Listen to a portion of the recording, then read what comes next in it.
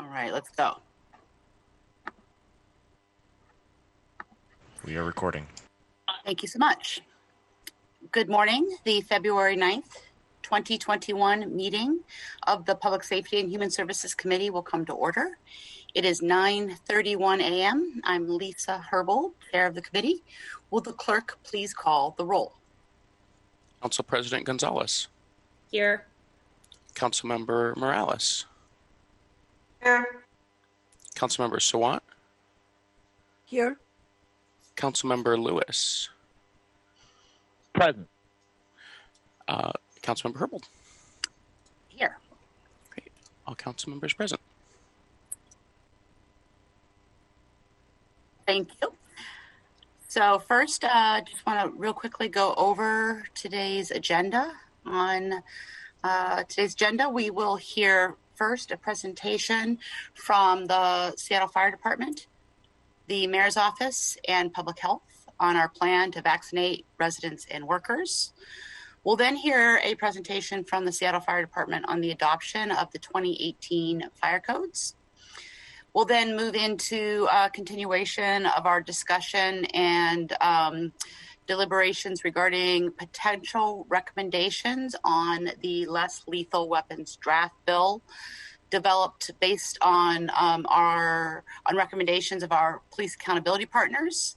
But item 4, which is Council Bill 1199-81, concerning the Seattle Police Department's budget, will be held on today's agenda while the city communicates with the monitor and the court overseeing the consent decree between the city and the Department of Justice. Just a little bit more background as to the holding of this agenda item while the city does that communication with the monitor and the court. Just want to uplift comments from the city in our regular periodic filing with the court from a few days ago regarding the monitor's work plan. And in that filing, the city said, under the proposed plan, the monitor and DOJ will provide technical assistance to ensure that budget cuts or structural changes to policing are not undertaken in a manner that undermines the city's compliance with the consent decree. The city goes on to say this past year, city leaders and community groups have called for budget cuts to SPD, accompanied by increased funding to policing alternatives. Concurrently, not as a result, but concurrently, SPD lost a number of officers to retirement and transfer, and SPD experienced significant budget cuts due to COVID-19. The city recognizes that additional major reductions to SPD staffing could threaten to undermine consent decree reforms in areas such as supervision, training, and use of force reporting, investigation, and review. The city will work with the monitor and the DOJ to prevent that outcome. So as I said, the city will be in touch with the monitor about potential impacts of this proposed bill. And I've asked the city attorney to clarify with the court and with the monitor that the council has included 2021 funding sufficient to fully implement SPD's 2021 staffing plan. Further, it's important to note, again, that though officer staffing went down by 135 officers during 2020 due to separations and the hiring freeze ordered by the mayor, no officers have been laid off as a result of council's SPD budget reductions. I want to sincerely express my appreciation to the city attorney for noting in the filing, the submittal I quoted from earlier, the important role of community groups calling for budget cuts. And to be clear, these are predominantly community-led groups of Black and Brown people. And I really, again, appreciate the city attorney's efforts to accurately represent the budget cuts coming out of this conversation and resulting from COVID-19 related revenue reductions. And so my plan is to bring this legislation back to committee after we've had an opportunity to have that conversation with the monitor, and aiming to bring this back again in the next committee meeting in 2 weeks. As it relates, the last item on the agenda that we will discuss, and that's of course the less lethal weapons legislation. Want to remind my colleagues on the committee and the viewing public that any recommendation that the committee makes on less lethal weapons will be submitted to the monitor and the U.S. Department of Justice and the U.S. Court before any full council action. We will do this in order to meet the terms of the consent decree between the City of Seattle and the Department of Justice. Under the consent decree, the monitor and the Department of Justice must review, and the court must approve any proposed changes to use of force in the City of Seattle. The law that the council adopted in the summer has never gone into effect due to the action of the district court to place a restraining order on the ordinance. Just want to, again, and we'll talk about this more once we get into this item, we are not voting on the bill itself in committee, nor are we sending the bill to full council before review by the court. Instead of voting on the bill itself in committee, we will vote on a motion to send the underlying draft bill. Again, the draft bill has not been referred through the council's introduction and referral process. We are going to be voting on a motion, which is just an intent to send the draft legislation to the court for its review. So thank you for allowing me those opening remarks. And we will now proceed to approve our agenda for today's committee meeting. If there's no objection, the agenda will be adopted. Seeing no objection, the agenda is adopted, and we will now transition into public comment.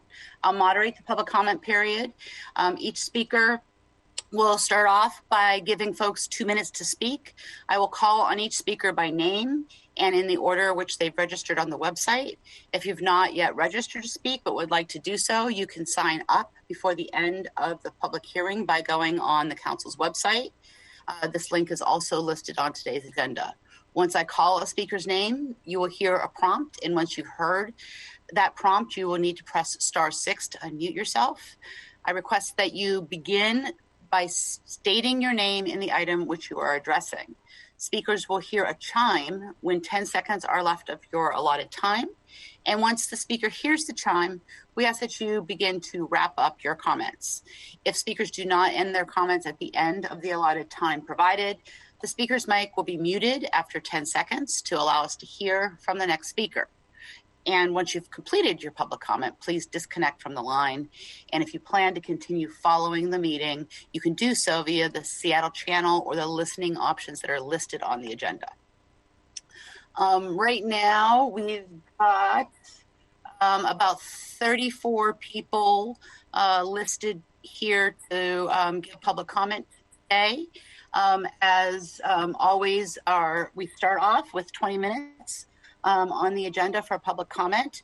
And so the number of people that we have signed up to speak, there are some folks that are signed up but not present.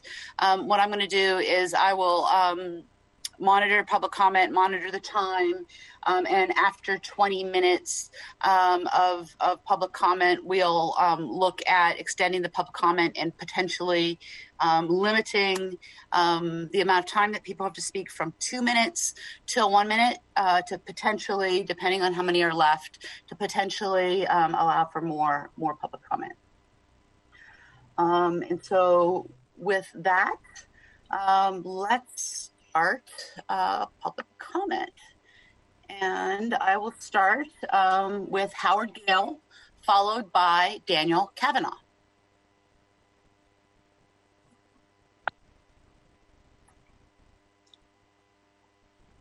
Hi, good morning.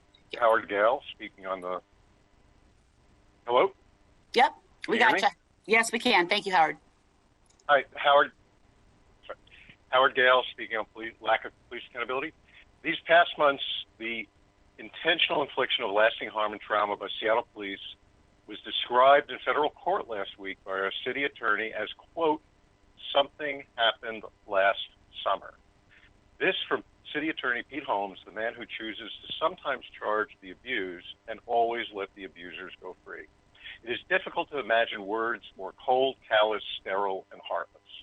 This was your representation in court last week, and I have yet to hear any expression of disgust from this council. The federal consent decree clearly and specifically calls out for changes in police policy, training, and accountability. Yet this morning, you will debate the tools for inflicting harm, not the policies around the use of whatever tools the police will have and the accountability when those tools are abused. This is truly putting the cart before the horse and then letting the horse run away. Of course, any sensible and decent person would be in favor of banning the horrible weapons used on us last spring and summer. But without fighting first for accountability, a project that the federal court will endorse, this fight over weapons will prove ephemeral and bring the council into endless conflict with the court. Why does Seattle not deserve the police accountability system that the people of Newark, New Jersey, Nashville, Tennessee, San Diego, Portland, and Chicago have chosen? A system that even our own Washington state legislature is now considering. True civilian-controlled accountability. The way out of this consent decree is to dramatically revise our accountability system, which really doesn't exist. And then once that ends, we can regain control over the police budget and the weapons they use. We are now in our ninth year of the consent decree. Please get us to accountability, not to changing the tools for our abuse. Thank you. Thank you. The next speaker is Daniel Kavanaugh, followed by Eva Metz. Hey, my name's Dan. I'm a member of Socialist Alternative, and I'm a renter in the Central District, and I'm here to tell the City Council members, do not gut the chemical weapons ban today. This was one of the biggest victories of the Black Lives Matter movement last year, and, our movement is not going to take it lying down if you try to roll it back. In particular, I'm incensed by this loophole that's proposed by the Democrats on the council that would leave up to police discretion whether or not a protest is violent, whether or not they are justified in their use of force and their use of these weapons. When in the history of police reform has it worked to leave the use of force up to the officer's discretion?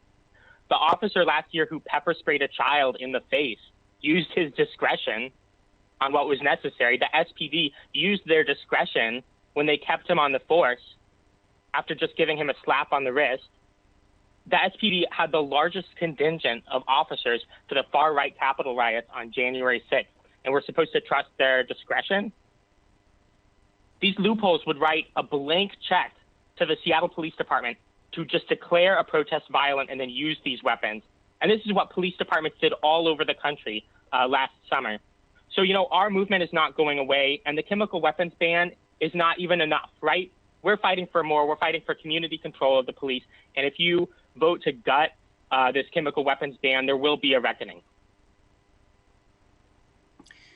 Thank you, Daniel. The next speaker is Eva Metz, followed by Alicia Lewis.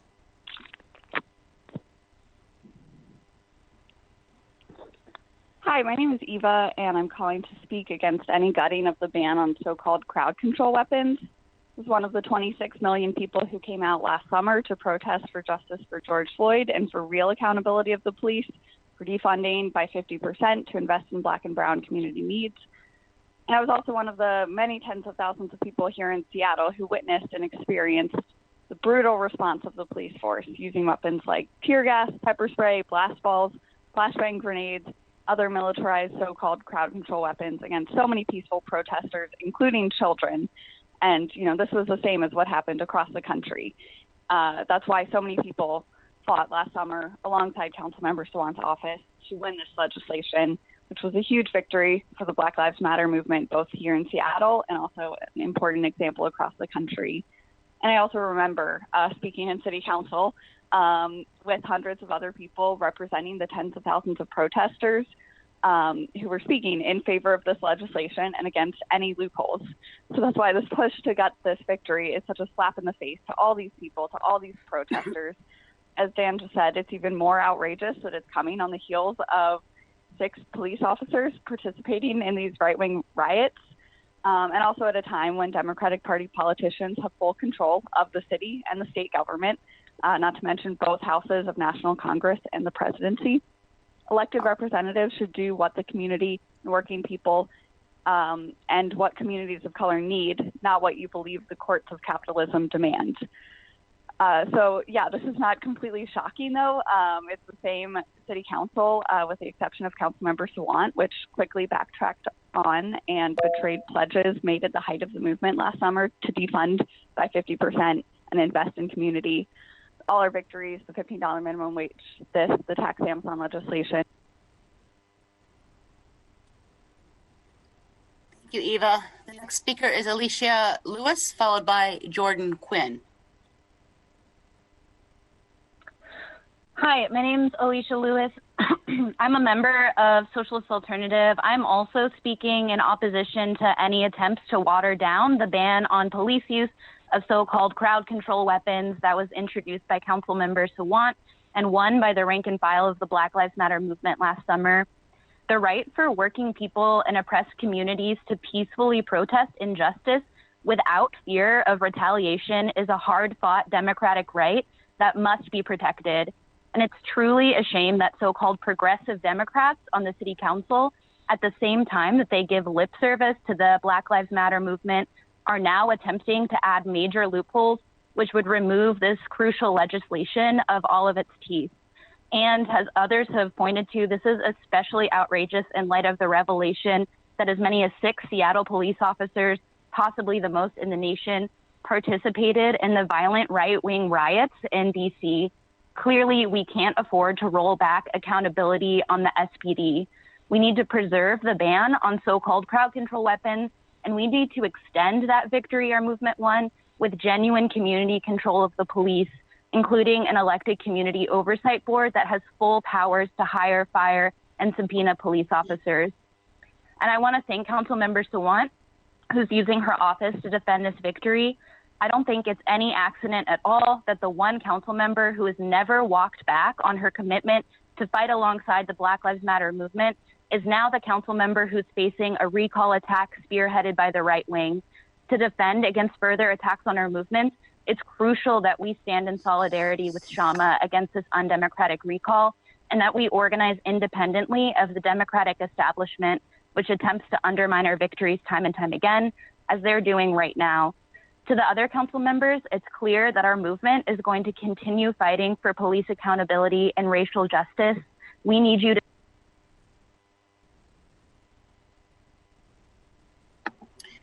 Thank you. Our next speaker is Jordan Quinn, followed by Grayson Van Arsdale. Jordan?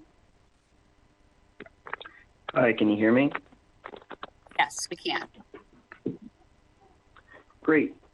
My name's Jordan Quinn. I'm a renter in District 2. I'm calling to support the crowd control weapons ban that Councilmember Sawant and the Black Lives Matter movement won last year. I urge the council not to water down or carve out loopholes in this victory, in this First in the Nation victory. City council members, Democratic city council members' attempt to gut this Black Lives Matter victory is really all the more outrageous, coming on the heels of the violent right-wing protests in D.C. on January 6th, with 6 or more Seattle Police Department officers reportedly participating, potentially the most of any police force in the nation. At a time when Democratic Party politicians have full control of city and state government, not to mention both houses of National Congress and the presidency, there's no excuse to side with Mayor Tear Gas Jenny and the Trump's Department of Justice, who both sought injunctions against the crowd control ban. These same crowd control weapons have been used against workers and oppressed people fighting for their rights around the world.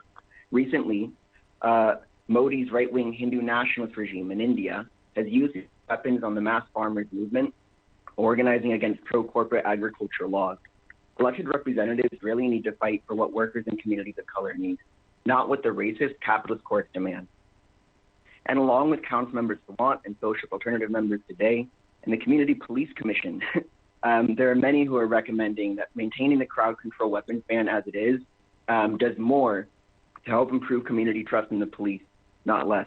There's no excuse to roll back these serious measures to protect peaceful protesters and Seattle residents from lung and eye irritants used by the same police that have 19,000 complaints for use of force filed during these protests this summer. Thank you.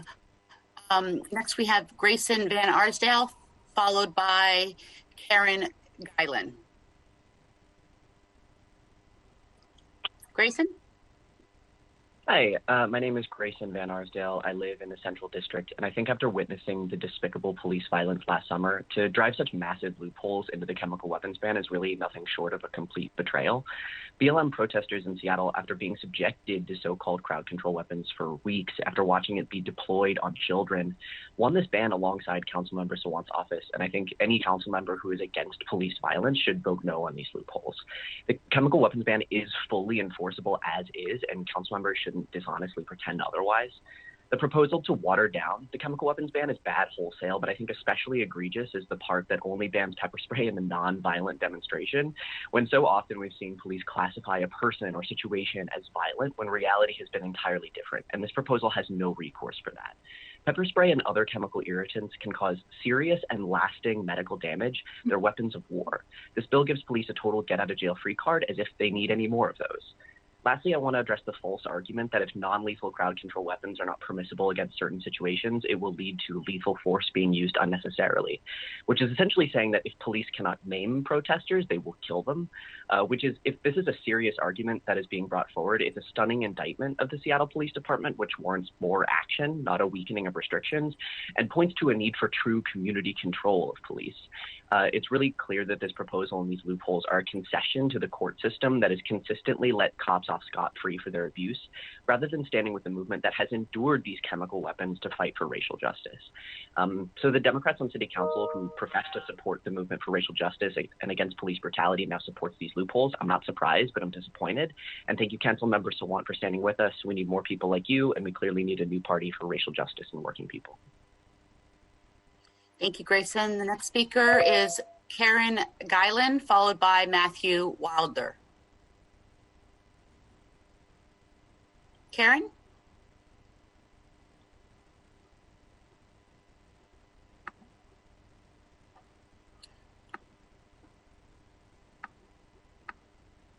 Karen, are you with us? I believe we lost the caller. Okay, so let's move on to Matthew Wilder. Matthew? You still with us?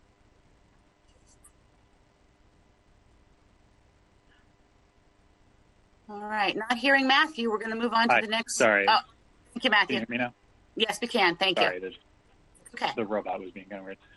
Hi, my name is Matt. I'm a renter in District 3, speaking on the ban on weapons like tear gas, rubber bullets, and blast balls, these so-called crowd control weapons.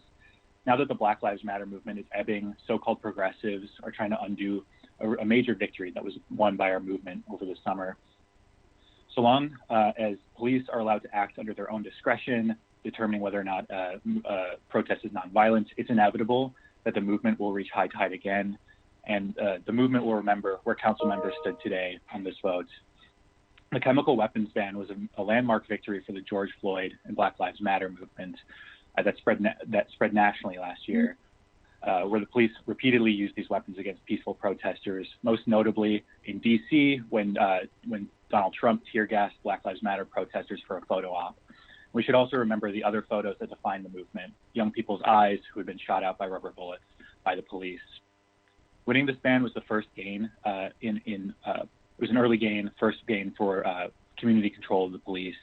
And now so-called progressive Democrats want to give police back discretion over when and where they get to use these weapons by determining themselves whether or not this is a nonviolent protest. But the police need to act under our discretion, under the discretion of working people and the community, not their own. We need more control over the police, not less. We need an elected oversight board with full power to hire, fire, and subpoena them. Full power to hire, fire, and subpoena police. But yeah, I'd just like to reiterate that the movement isn't gone. It will come back, and the movement will remember where people stood today. Thank you. Thank you. Our next speaker is Blythe Serrano, followed by Valerie Schloret. Hi, my name is Blythe. I'm a renter in Mount Baker, and I'm calling in to testify against the gutting of the crowd control weapons ban. I'm particularly appalled by the fact that under the revised bill, private right of action, which gives ordinary people the right to sue for $10,000 anytime the police use a prohibited crowd control weapon against them, would only apply when the police use banned weapons during a nonviolent demonstration. But SPD themselves are the ones who get to decide whether they consider a given demonstration to be nonviolent or not. And as we saw over the summer, they declared peaceful justice for George Floyd protests to be violent and even a riot whenever they wanted to use crowd control weapons to clear the streets. So this legislation essentially gives SPD the freedom to use crowd control weapons whenever they see fit and eliminates ordinary people's right to sue when crowd control weapons are unjustly and illegally used against them. The bill also removes all restrictions on the use of weapons such as rubber bullets, which were responsible for at least 115 serious head injuries at BLM protests over the summer. It also significantly reduces the restrictions on police use of pepper spray, which is banned for use in war under the Chemical Weapons Convention. I find it, quite frankly, impossible to understand how any Seattle City Council member can advocate for the city's police department to be allowed to use weapons that are banned even in war against their own constituents. Thank you. Thank you. Our next speaker is Valerie Schulret, followed by Madeline Olson. Valerie? Good morning, council members. My name is Valerie Schulret. I live in District 2. I'm asking you to maintain the full ban on so-called less lethal crowd control weapons. SPD repeatedly used these weapons over the summer in ways that were indiscriminate and very dangerous. When we give SPD a hammer, it sees everything as a nail, even obviously nonviolent people exercising their constitutional right to freedom of speech. There are many alternative strategies we can employ for public safety, including strategies for crowd control if necessary.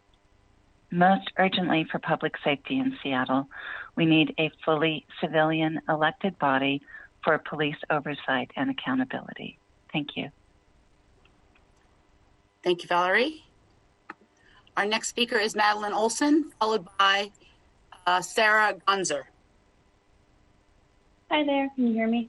We can, thank you. Perfect. Yeah, I'm Madeline. I'm a renter in Green Lake. I just want to speak about the chemical weapons ban. You know, throughout the summer, across the country, we saw that peaceful protests by justifiably enraged communities were met with police brutality and violence, which was the very thing that set off the George Floyd protests. Here in Seattle, the movement was able to win a landmark chemical weapons ban. And this has been a first step in real accountability of the police. Accountability that's been absent when we talk about the 6 police officers that participated in the DC violence. But now there's talk of creating loopholes in the ban, putting us right back where we started. If the council is committed to taking responsibility for the damage done to all the people who stood up for the serious and real injustice they saw within their community, they need to uphold the ban with no loopholes. No pepper spray, no rubber bullets, no tear gas. Leaving the use of these less lethal weapons up to police officers' discretion is clearly not working, which is why we need real police accountability, a real community oversight board over the police. Thank you for your time. Thank you. Our next speaker is Sarah Gonzer, followed by Margot Stewart. Sarah. Hi, yes, my name's Sarah, and I'm a renter in District 3. I'm also calling about the chemical weapons and so-called crowd control bill, and to talk about why it's so incredibly exciting, actually, that Seattle was the first in the country to put a ban on these violent so-called crowd control weapons, and yet now we're discussing a bill that will roll out and got out this incredible victory. And I think it's really unfortunate that Democrats on city council are even discussing this, and that this victory came out of the long and hard-fought BLM movement this past summer. And we absolutely need to protect what we've won. And it's, as other people have spoken about, this is a slap in the face in the movement, and we absolutely need to keep it. Thanks. Thank you. Our next speaker is Margot Stewart, followed by Joe Gruber.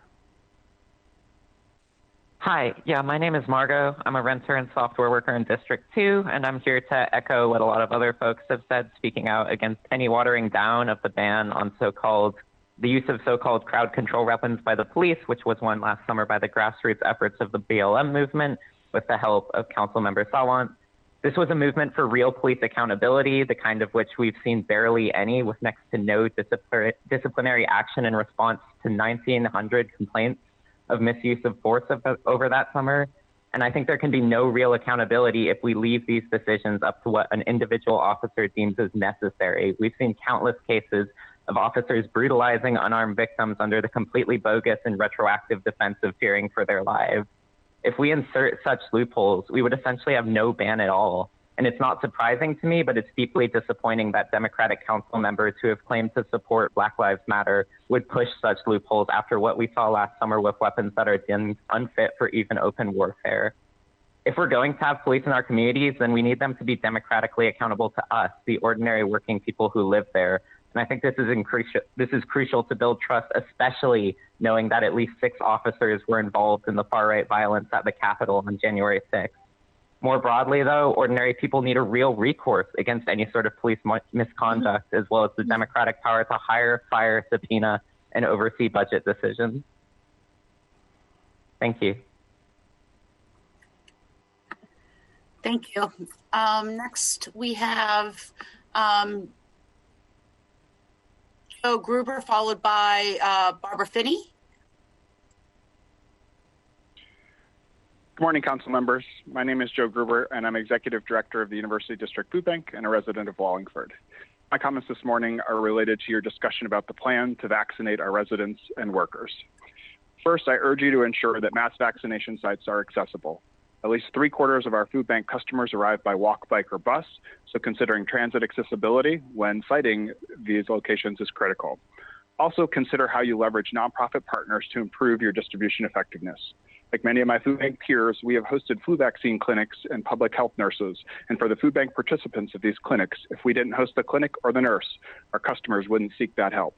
Accessibility plus familiarity and trust was critical to them seeking services. So in site planning, please leverage the connections that your nonprofit partners like the U District Food Bank provide. Second, I want to urge Council on Public Health to use your position and relationships with Washington Department of Health to help food bank and meal program staff and volunteers all receive vaccine access during Phase 1, Tier B2. Even before COVID, food bank work was physically and emotionally challenging. We are trying to meet and support some of our most vulnerable neighbors at some of the most difficult and challenging times of their lives. With the additional necessary precautions needed to remain safe during COVID, our work is just that much more challenging and exhausting. The city has generously helped us source PPEs for our staff, volunteers, and customers, but PPEs are not enough. Even with these protections, we regularly endure and manage COVID exposure. Food bank staff and volunteers have been exposed to the virus, at times requiring agencies to temporarily shut down their services. The thousands of food bank staff and volunteers in Seattle are critical frontline workers. The emotional toll on staff and volunteers the last 10 months cannot be understated. As our community still faces heightened levels of hunger, please work to protect our food bank staff and volunteers. Please make the vaccine available to all these essential workers as soon as possible. Thank you. Thank you. This time, I would like to extend public comment for another 15 minutes and to reduce the public comment speaking time for each speaker from 2 minutes to 1 minute so that we can try to get everybody in. And if there are no objections from my colleagues on the council, the agenda is amended to add an additional 15 minutes of public comment. Being no objection, the agenda is amended, and we will move on to the next speaker. And the next speaker is Barbara Finney, followed by Alvin Muragori. Barbara. Hi, my name is Barbara. I'm a retired healthcare worker and homeowner in District 5, speaking in favor of keeping the full ban on tear gas, blast balls, flashbang grenades, and other so-called crowd control weapons by SPD. don't weaken enforcement mechanisms, don't create loopholes that allow SPD to choose if and when they can use these weapons, as their judgment is untrustworthy. Also, Seattle Council is trying to exempt itself from police accountability measures currently considered in the state legislature. Why? As a result of Governor Inslee's task force on investigating police use of force, there's work on progressive police accountability legislation for Washington state, such as a fully civilianized police accountability system under true community control, as long advocated by Councilmember Shama Sawant. Thank you. Thank you, Barbara. Next speaker is Alvin Maragori, followed by Sonia Panath. Alvin? Hi, my name is Alvin. I'd like to voice my strong opposition to the gutting of the chemical weapons ban. It's absolutely shameful what the city council is trying to do. Last summer, we saw the largest protest movement in this country's history, a movement that fought for economic and social justice. And in this city, the Seattle police force stood against the working people and oppressed of this country by using tear gas, pepper spray, and blast balls against thousands of innocent civilians. In the wake of this state violence, led by Councilwoman Shama Sawant, our movement passed the first in the nation chemical weapons ban. And I'm not surprised, but honestly disappointed that the progressive Democratic council members are attempting to gut this landmark bill. The Seattle Police Department should be banned from using chemical weapons and crowd control measures with no loopholes. And furthermore, that the police department should be placed under community control with full hiring and firing.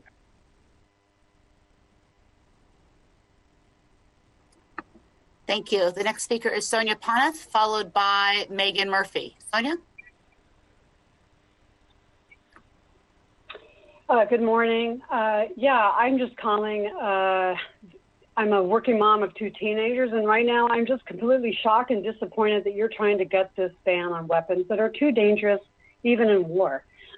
After we saw these incredible protests last summer, but people were fighting for economic and social justice.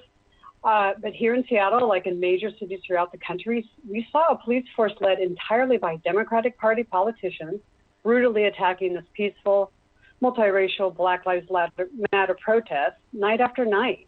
They even pepper sprayed a child. So hundreds fought alongside Councilmember Sawant to force the Democratic establishment to pass the first in the nation legislation banning Seattle police from owning and purchasing these weapons.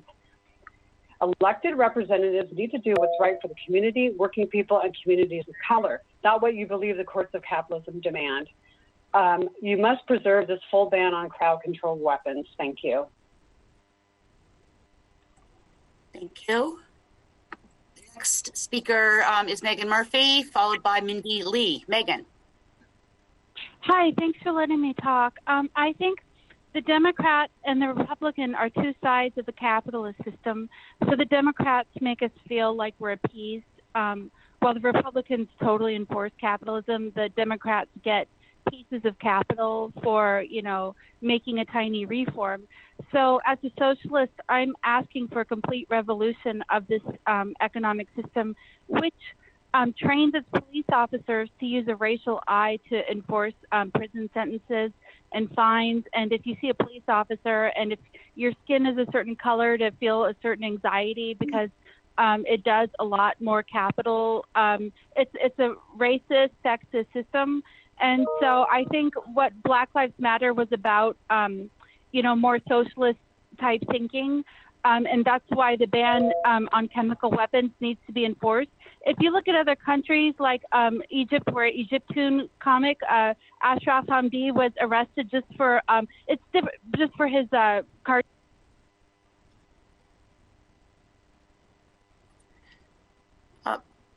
We lost you, Megan. Thank you. Next speaker is Mindy Lee, followed by Marcia Wright-Soika. Marcia? I'm sorry, Mindy? Yes, Mindy Lee. I live in the 6th District, and I've been listening to the people talk, and I think the idea behind using these lethal, and they are lethal weapons, is to de-escalate a situation that's become volatile. But if you introduce more weapons into a situation like that, that is not going to calm it down. I mean, if somebody comes at me with some type of weapon, I'm going to react. I'm going to fight back. So if you continue to use these weapons, you're not going to get the situation that you want, which is to calm things down. It will make it worse and more people will be harmed. Thank you.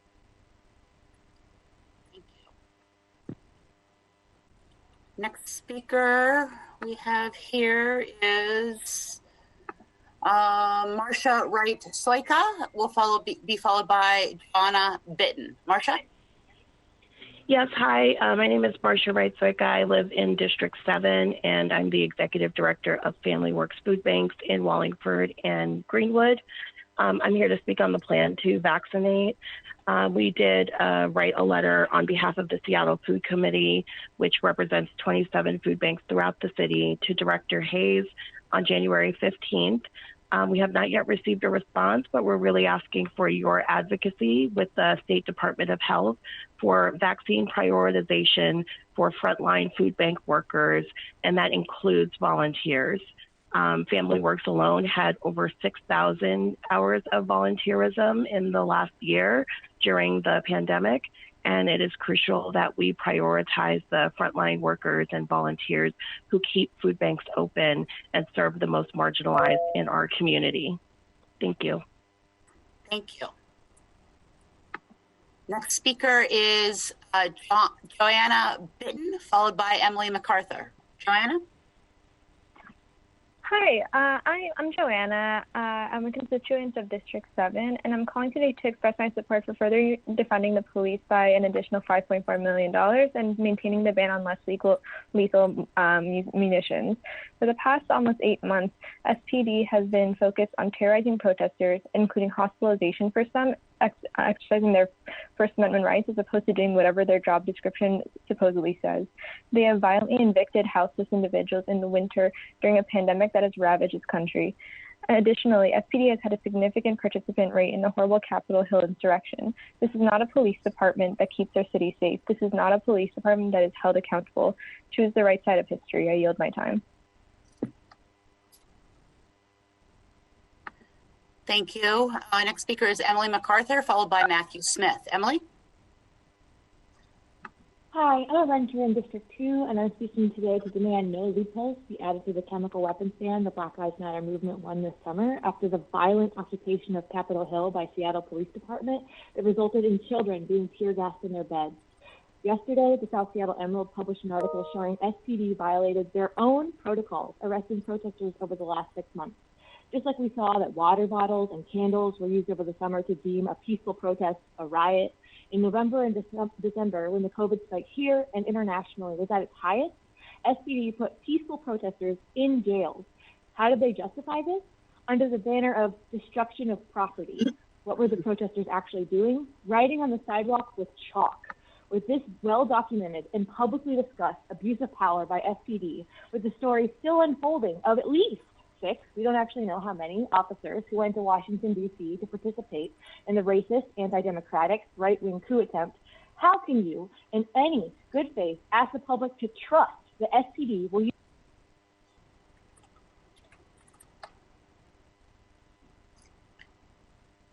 Thank you. The next speaker is Matthew Smith, followed by Jeff Fernandez. Matthew? Hi, I am speaking against the attempt to gut the ban on so-called crowd control weapons.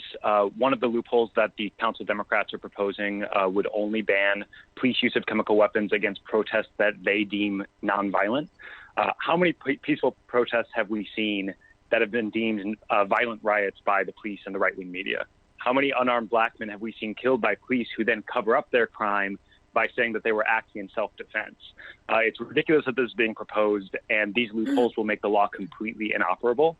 And it's really shameful that the Democrats on the council are even thinking about watering down this victory that was won by the Black Lives Matter movement, by socialists, and introduced by Councilmember Sawant. It's been 6 months, and you're already trying to walk back even the minimum reforms that you made under pressure of the movement. And elected representatives need to do what working people and communities of color need, not what you believe the capitalist courts are demanding. Courts, by the way, that have repeatedly failed to bring justice to victims of police brutality. So vote no on these loopholes and watering down of the. Thank you. The next speaker is Jeff Fernandez, followed by Eternally 12, Tree Hugger, Mariah Carey, Reincarnated Butterfly, album Helmetless Cyclist, Compassing for Brother Husbands. Jeff Fernandez, please. What a name. Good morning, D5. I'm going to talk about the weapons ban. I'm appalled that as Democratic lawmakers, you conspire to write and pass legislation that would rearm SPD against unarmed civilian protesters fighting for Black lives, equality, and justice. It is our laws, our rules, our procedures, our judges, our courts, our attorney generals, and our mayor bending towards violence and racism. It is your job to tear down the barriers to justice in our corrupted legal and political institutions, not to bend the knee to them. This makes you accountable for the harm SPD will continue to mete out. You should be pissing on the consent decree and the judge using it as an excuse to endanger human life. How Orwellian that the law meant to rein in police brutality and racism is used to buttress police violence and racism. It is very frustrating that we as citizens have to take out our time to call in for you to do your job to protect us. Thank you. Thank you. Our next speaker is Eternally 12, Tree Hugger, Mariah Carey, Reincarnated Butterfly, album Helmetless Cyclist, Compassing for Brother Husbands, followed by Julie McKay. Hi, happy Black Struggle Reparations to Our Paid Gap Month. I am a polyamorous, land back, Bill Tamer City revolutionary struggling for my fellow queer people to actually get this housing, as well as other colonized people. And I'm here to comment about the police terrorism that is still funded by, you know who. Children are still, oppressed by the indoctrination in the school system. Despite it being Black History Month, they're not taught about the Children's Crusade, which was led by children, that marched where hundreds of children marched out of their schools against the wishes of their teachers, their parents, and the police, got arrested, beat, tear gassed, watered down by water hoses, etc. And this still continues today. The police are still in the schools teaching the lies of the drug war. My comment is we need to defund the police still and lower that voting age. Thank you. Our next speaker is Julie McKay, followed by Shamir Tana. Julie?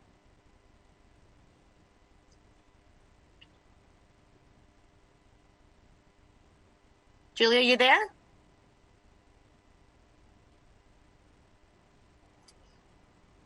All right, not hearing or seeing. Good morning. There you go. All right. Go ahead. Good morning. My name is Julie McKay. I'm a renter in District 3, live across from Cal Anderson Park. Do not gut the ban on so-called crowd control weapons. No loopholes. SPD continues to demonstrate they are not able. Brutality by SPD is displayed to this day. Our deepest concerns regard the SPOG contract, but do not gut the ban on crowd control methods. Stand in solidarity with Councilmember Sawant. Shout out to King County Equity Now. Thank you for your time. Thank you. Our last speaker that we have signed up and present is Shamir Tana.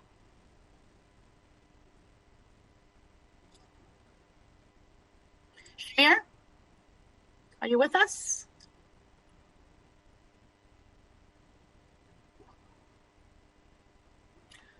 Hello, Shamir. All right. Hello? Shamir, hello. Hey, sorry about that. Thank you for this opportunity. I'm calling as a resident in Councilmember Lewis's district. I'm a tech worker at a big tech company.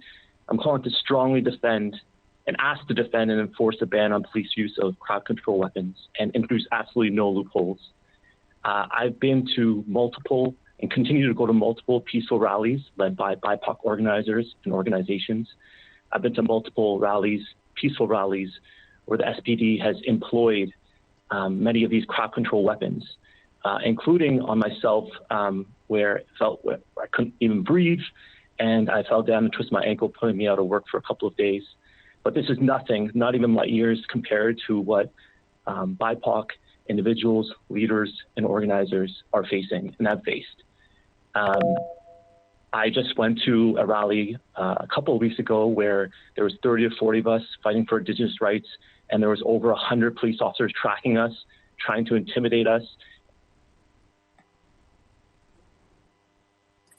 Thank you. And our final speaker that we have present is Karen Guyland. Karen? If you're still with us?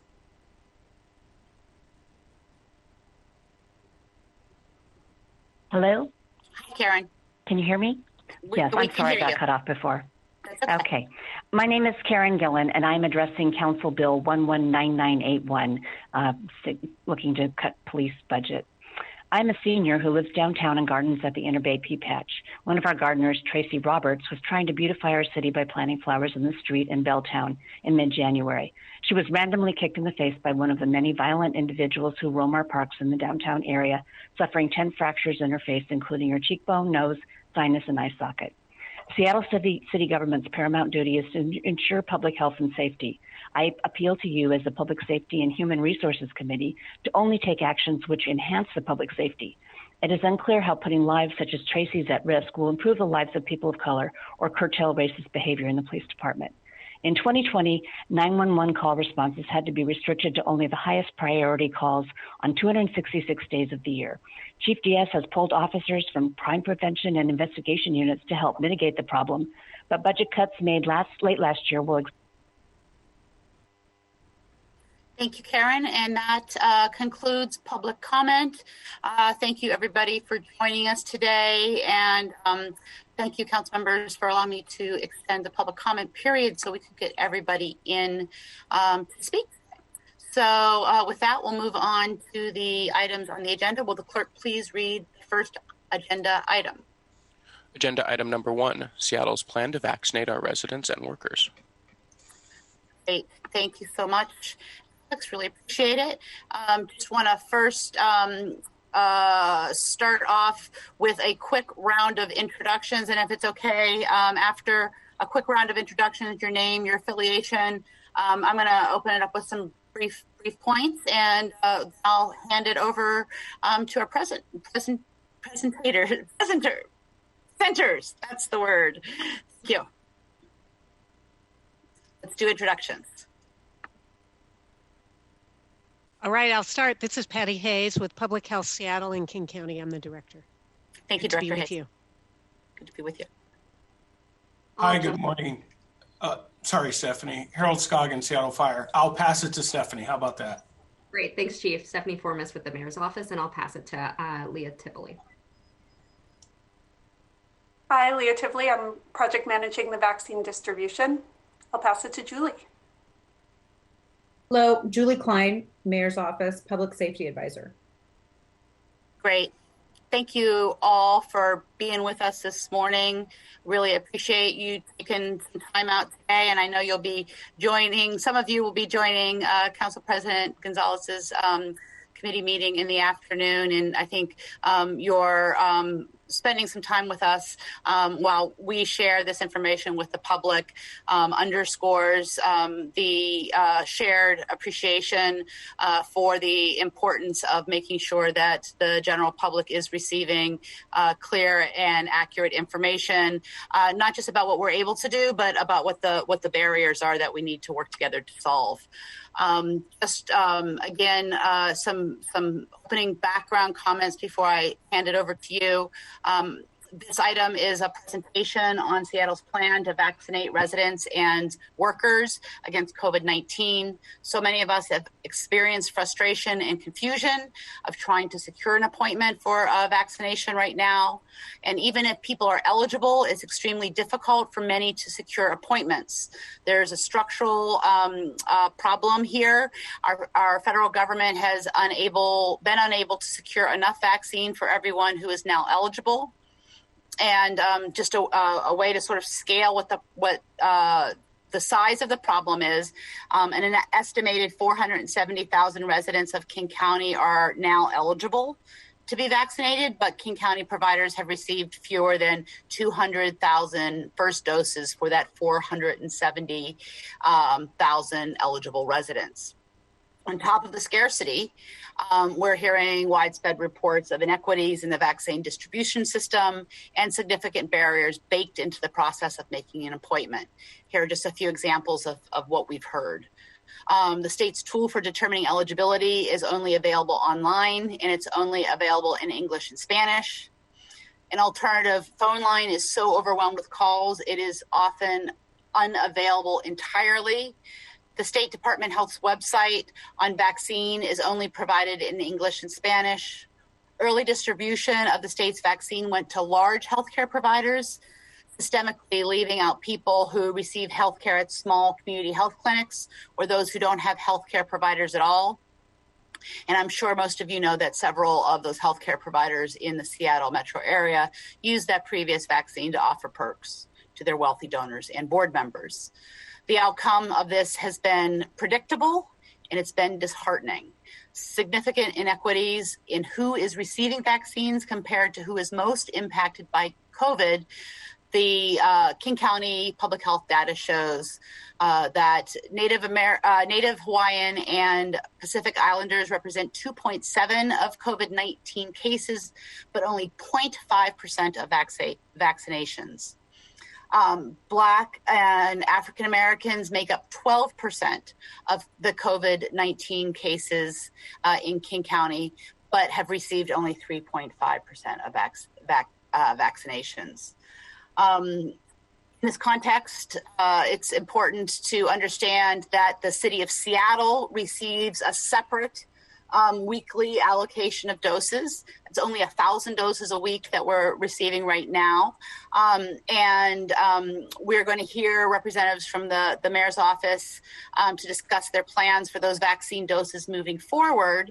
And we, again, have Director Hayes of Public Health and Chief Scoggins to discuss their efforts to roll out vaccines to residents.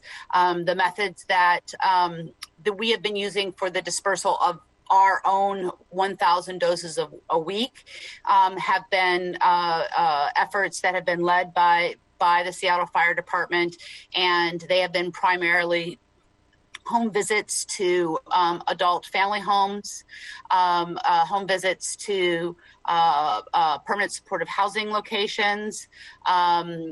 We're also doing home visits to SHA buildings, and then there have been some pop-up clinics as well. So with that, I'd love to hand it off to our presenters, and again, to give you my heartfelt and sincere appreciation for you spending some time with us this morning. Well, thank you so much. This is Patty Hayes, Director of Public Health, Seattle, King County. Again, thank you, Councilmember Herbold, for the time and also for your overview of what we've all heard. Really appreciate the opportunity to speak and answer questions. And I also want to start by thanking all the council and all the folks who are listening in today, because we have been as successful as we have been in King County because of everybody's unified efforts. And this has been so traumatic as I look back on the past year, and our work just continues. But I know in my heart, it's because all of us have been focused on doing the best we can for our community, listening to the science.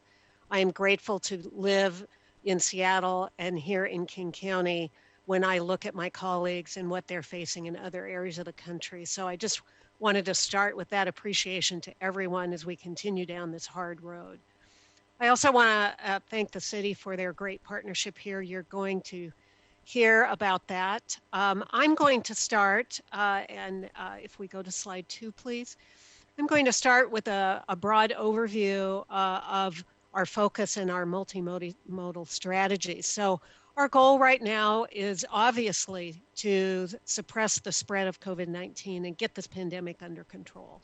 In order to do that, Dr. Duchin, our health officer, has set the goal of reaching 1.26 million adults. Those are the folks who are able to receive the vaccine right now, as the vaccine has not finished its testing in youth and children under the age of 16. So we need a plan to vaccinate 1.26 million folks, and we need to do it through a multimodal strategy. But as you said, Council Member, the number one problem, and I'll get more to that later on, is the limited number of doses.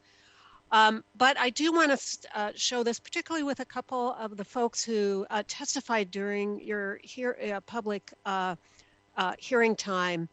We really have these 6 strategies for our vaccine plan here in King County. It does rely on the healthcare system, not just to vaccinate their own, but to actually partner with us to vaccinate the population and to literally sign on to some equity work and align with us. And I'll talk more about that in a minute. Pharmacies are going to be a key partner. They have helped with the long-term care and are currently a focus federally to be expanded so that when the vaccines are more and more available in April and May, there will be local access to folks through their pharmacies and through their grocery stores that have pharmacies. There's a lot of discussion and thanks, Leah. A lot of discussion on employer-based vaccination clinics and planning for that. We're going to talk about the high volume sites and the mobile teams. But the other important thing that came up in a question from the folks testifying is about pop-up vaccination opportunities. As we get more and more vaccines, our partners and community-based organizations are going to be a key partner on pop-up vaccines. And even though right now with the limited doses and with the limitation on who qualifies for vaccines, we have this in mind, and we are really taking all the interest from the community to participate in that. Next slide, thank you. And you can move beyond this one and go to the next one. So here is the Washington State vaccine phases. And as you see right now, we are continuing to vaccinate the folks who are in 1A. Those were our high-risk healthcare workers, our first responders, long-term care. As you mentioned, the work that Chief Scoggins and the fire department has been doing has really been helping out in this area. You'll hear more about that. It's been fantastic to reach folks who would have a problem. We are also in 1B, and much of our population is interested in when will this 1B Tier 2 open up. I don't have a prediction for that right now. I know with the limited doses, we will be in this 1B1, which is folks over the age of 65 or 50 years older who are in multi-generational households. But when the vaccine flow is increased and we get to 1B, I believe depending upon the level of availability of vaccine, we're going to see either further definition of who falls into each of these tiers or more flexibility to move between the tiers. And right now, I don't know which way that will go because we don't know the vaccine supply. Next slide, please. So one of the very important things we've been working on are equity principles in order to make sure that we are transparent in how we are working in King County and how we are asking our partners, whether or not those be the hospitals or the fire departments, to work with us and to focus on the highest risk and most impacted. So as you noted with the data, we know that our communities of color have had the highest impact by this virus. And so we have been working with our community in multiple structures and building a plan to address those access points as we move through these different phases. And next slide. So turning over to Stephanie now. And Leah, could you go back for just a minute to let Patty really talk through the roles thanks. And public health? Thank you, Stephanie. So I wanted to just quickly talk about the federal to state role and then the role of the county, and then Stephanie will talk about the city. So obviously you have heard the federal government is really in charge of the doses, getting the doses and setting the guidance for that. The Washington State Department of Health enrolls providers. They set the prioritization within the federal guidance, and that leads to how they allocate. If I can stop there just to say, Public Health Seattle King County every single week gives our recommendation, which has included a request for stable dose allocation to the city of Seattle, to our community health centers. It has been a challenge around the whole state on how the vaccine allocation has worked because of the limited number of doses. The state does ship the vaccines, and they are responsible for the state system, as you've mentioned. So we've been working in our role to develop the partnerships and the plans to reach our priority populations and to address gaps, of which, Council Member, you mentioned a number of them that we are working hard to figure out how in King County to address some of these gaps when they relate to state system issues. And obviously our priority with the community and our relationships with our BIPOC community organizations, and to really get transparent information out. Stephanie. Great, thanks Patty, and thanks for your partnership. So while the federal government, state, and public health have lead roles to play in vaccine distribution, we really believe that the city has a key role to play to ensure our community is vaccinated with both an equitable distribution approach and really prepared to scale equitably too. And so we at the city have been working to identify and fill gaps in the vaccine delivery system. So what that means for us is really launching our mobile teams and community pop-up teams. And it's why we've advocated so strongly for our community health centers to also receive doses. SFD has launched 4 of our mobile teams over the last month, and we believe these teams are absolutely key to addressing these inequities and disparities that we're already seeing, not just in the region, but state and nationwide too. And Chief Scoggins will go into a bit more detail about what our mobile teams have been doing, and really appreciate council's support of that and public health support of our mobile teams. We have launched a lot of initial discussions about how do we work with community partners, and agree, Patty, about elevating the work of community partners like our food banks. How do we really work with them to overcome barriers to access and address vaccine hesitancy? And really appreciate Council President Gonzalez allowing us to really deeply dive into that conversation later today. Another key role that we will play is prioritizing high-risk BIPOC communities and immigrants and refugees. While we have the lowest cases and hospitalizations of every major city in America because of the work that we have done together, COVID-19 has disproportionately impacted our BIPOC communities right here. Our Native, Black, and Asian communities have the highest rate of death here in Seattle, and our Native, Black, and Latinx communities have the highest rates of hospitalizations here in Seattle. So we must keep our focus on these disparities. A lot of what we're doing right now is focused on partnerships and coordination too. I really appreciate all of us really having a unified message of the additional resources and doses and funding that we need for the city to meet our goals. And at a time that doses are extremely limited, we are working closely with public health to ensure coordination across the city. And we're gonna further detail in this presentation today of how our efforts are really working in tandem with our healthcare providers, with public health, with our pharmacies. Another key component is clear and accessible communication to our community members. And we really appreciate how closely we have to be coordinated with council and all elected officials in the region on this. And a key part of our strategy will be really accelerating and growing both mobile and high volume strategies like mass sites.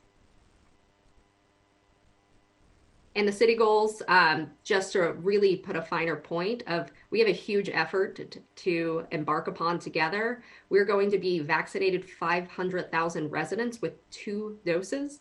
And really our goal is to be the first city to equitably vaccinate 70% of our residents and workers, really focusing on reducing hospitalizations and deaths to those most disproportionately impacted so that we can really reopen and start to recover. And so the way that we do this is really with an infrastructure, and we have a very bold plan to really scale our infrastructure to more than 18,000 doses a day through mass sites, and a huge infrastructure on our mobile teams that we think are so important to equity. So I wanted to highlight that on our dashboards, you can find reports such as this, that we are working to refine and upload every day so that the city can actually, as well as other cities in the county, drill down and look at their data as Stephanie just outlined. So this is our current data, and now I want to really point out that our supply in King County of vaccine, the demand far exceeds the supply. So this gives you a week by week the incoming doses, then the doses that came to King County. And then, as you can see in the far right column, the doses that were allocated for dose 1, because when we received doses on a weekly basis, we get them split between what is the expectation that's the need for dose 2 and then dose 1. And of course, right now we have on the horizon the J&J vaccine, which is up for FDA review and hopefully approval. That will be a 1-dose vaccine, which will really change the landscape. But that is not right now. We're not expecting that. I hope the approval will come within a week, and we might be able to see a shift in this in 2 weeks. The allocation for week 9, which is the week we were in, the Department of Health, because of some federal shortfalls in the Moderna vaccine, they have not even been able to totally allocate what vaccine they have down to the counties. What we do understand is King County is getting possibly 28,000 doses this week in dose 1. And again, the biggest problem is the Department of Health only finds out from the federal government on a weekly basis how many doses they're going to get. So there's no continuity to say 1 week you get this amount, the next week you can plan for this amount. It's been happening week by week. I was on the call with the Secretary of Health this morning. He says that the federal government is trying to now, starting this week, give the State Department of Health a 3-week estimated outlook into vaccine supply. And they are going to try to give the counties a 2-week guess at the vaccine supply. But still, this creates a lot of disruption, and especially when so many of our vaccine providers are balancing how many sites to open, can they keep appointments, et cetera, it leads to some real frustration on the part of the whole system.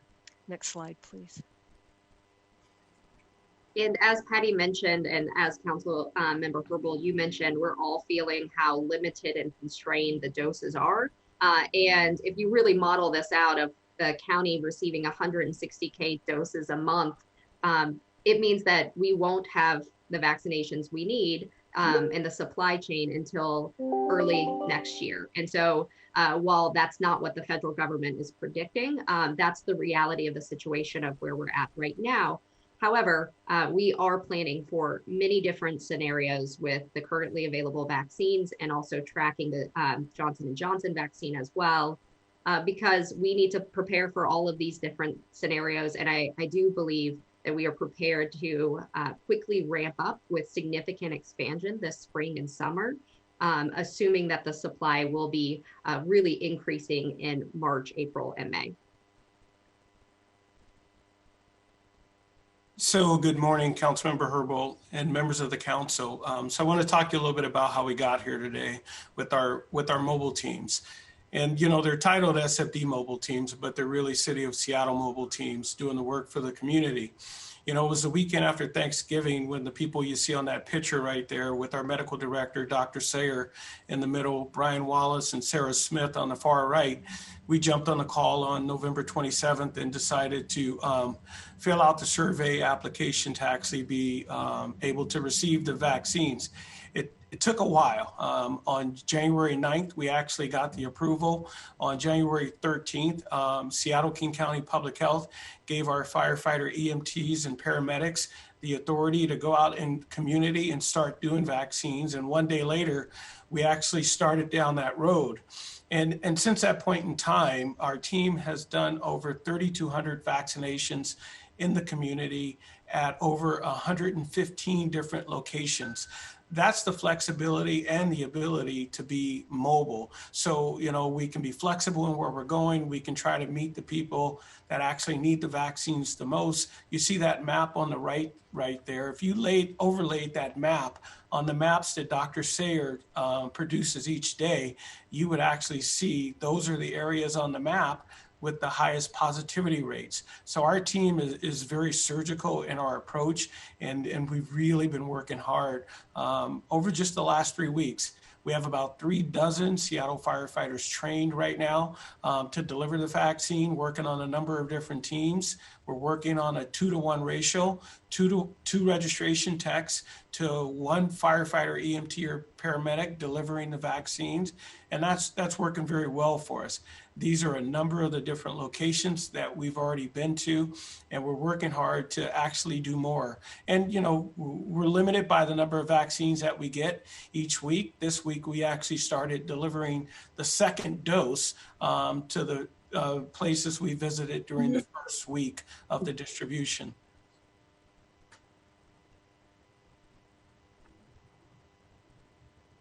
So one of the important partners we have in all this work, who will be more important as our doses increase and as we move into other phases, are our community health centers. ICHS in particular has been doing some pop-up and mobile work that can also focus on the 1B1 over 65 populations. And you can see here that there's these CHEs have various locations that will be able to work.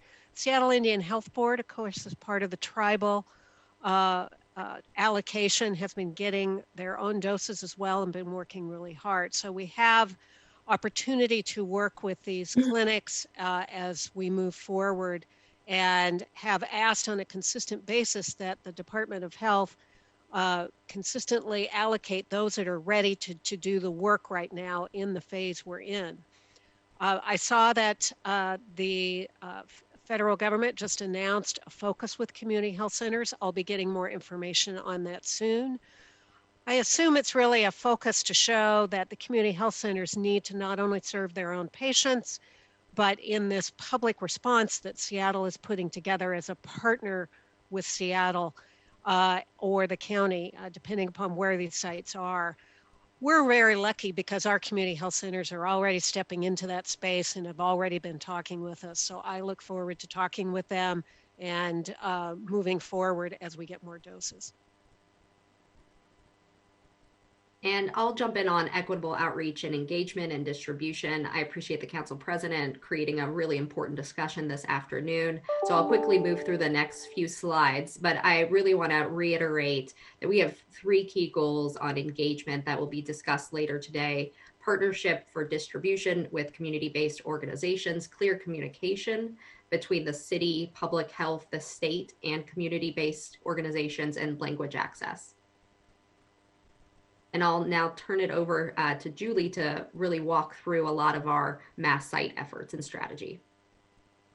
Hi. So mass sites are necessary for fast, large-scale vaccine delivery and administration, but I think everyone recognizes that they inherently leave people behind. So while I start talking about the mass vaccination sites, I want to reiterate that the Seattle Fire Department pop-ups and mobile teams are going to continue to play a major role, as will our relationships and partnerships with community health clinics. Even as we open up these large sites, it's going to be necessary to keep those operating on full tilt so that we're not leaving folks behind. So our strategy for mass sites is to essentially ramp up as supply allows. This is going to require very close coordination with our partners.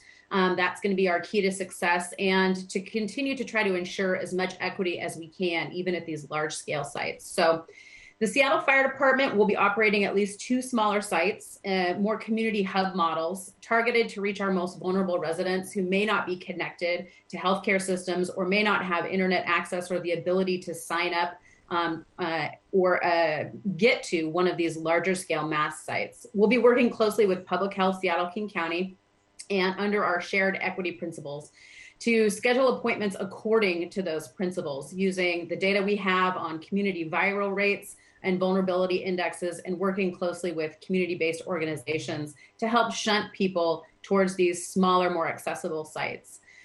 We're also closely partnering with healthcare providers in the area to sponsor sites open to the public.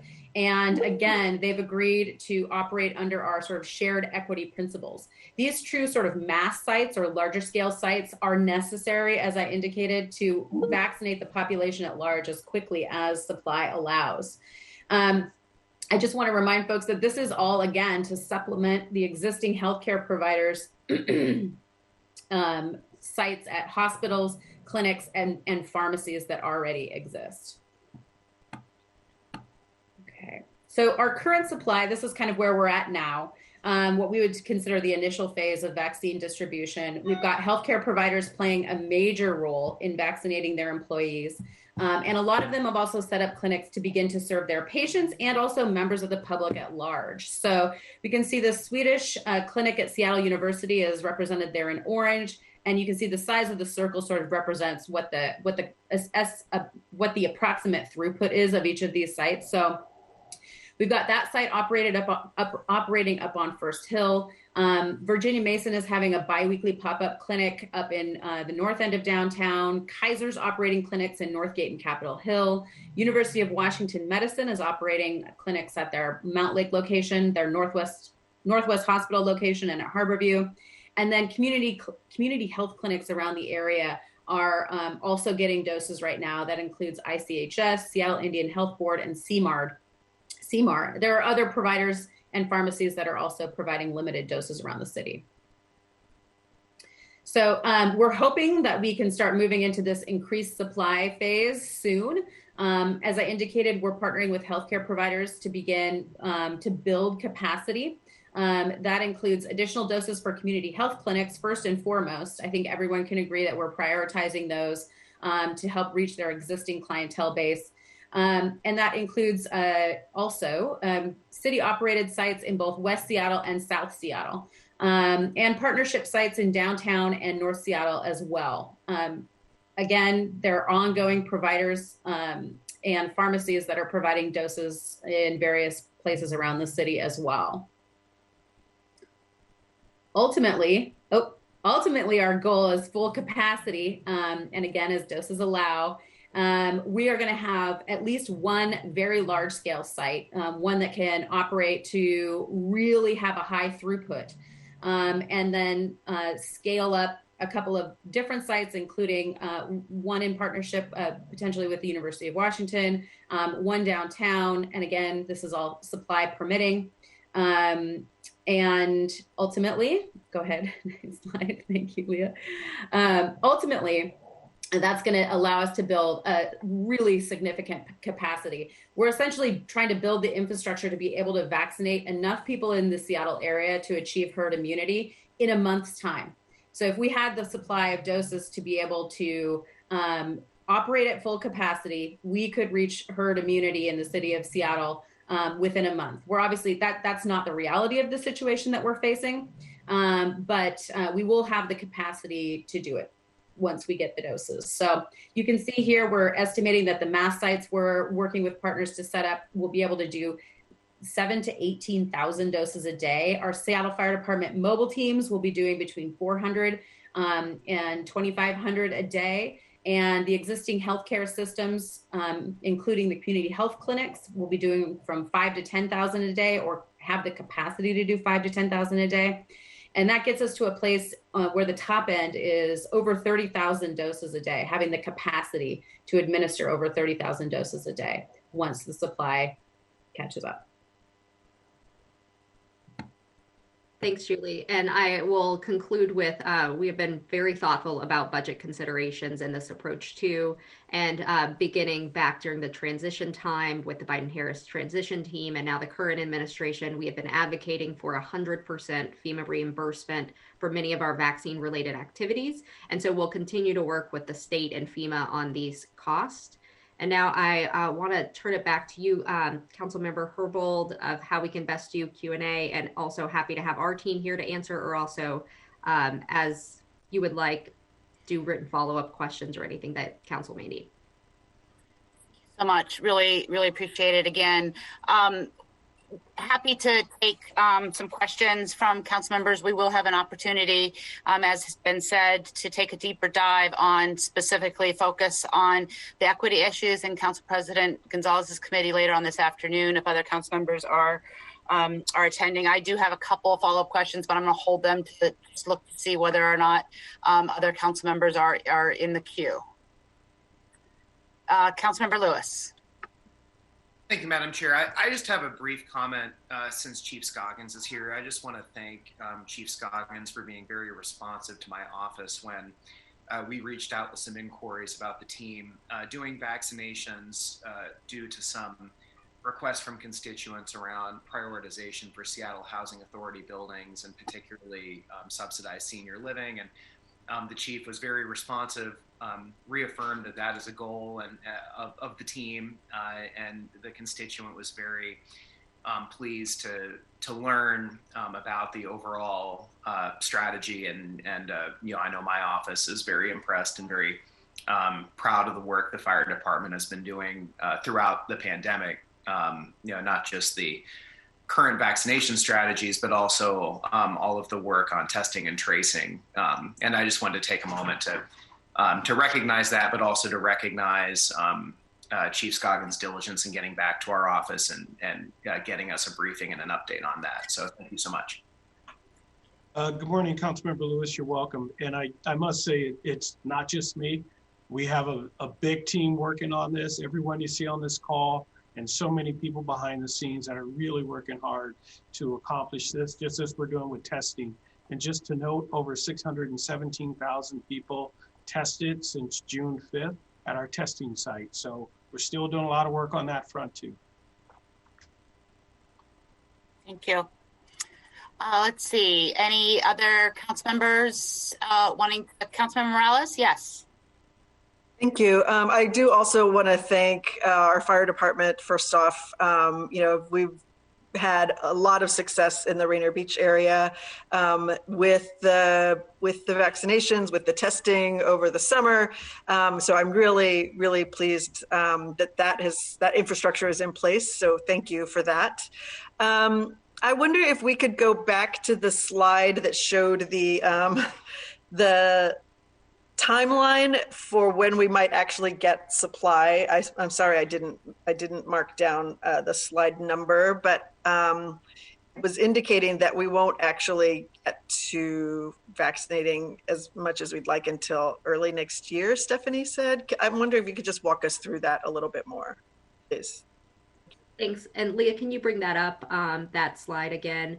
So council member, I think it's a great question, and it's one we've wrestled with scenarios. I would say the note on this is how many we're currently receiving a month is when we might not vaccinate until early next year. Understanding we have such a constrained supply right now of 160 monthly doses, 160K monthly doses. And so that really is modeling out that gray time of what the current supply is. On what our best guess is that with the commitments that the federal government has made, so they have made a commitment to buy 600 million vaccines by the end of summer. End of summer, let's just assume that's the end of September. That is enough vaccines for 300 million Americans. And so I do think as we've wrestled with what is the exact timeline, we are prepared for that scenario, assuming every single dose comes to King County that would vaccinate at least 90% of our population. I think as we've seen though, and I think we want to be really honest with the public, that the supply constraints right now are very real. And that ramp up period will take time. And it's all of our best hope that it ramps up in spring and summer, but it could take more time.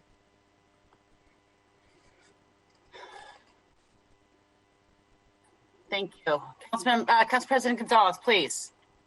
Excuse me. Thank you so much. Also want to echo thanks to everyone who's been working on this issue.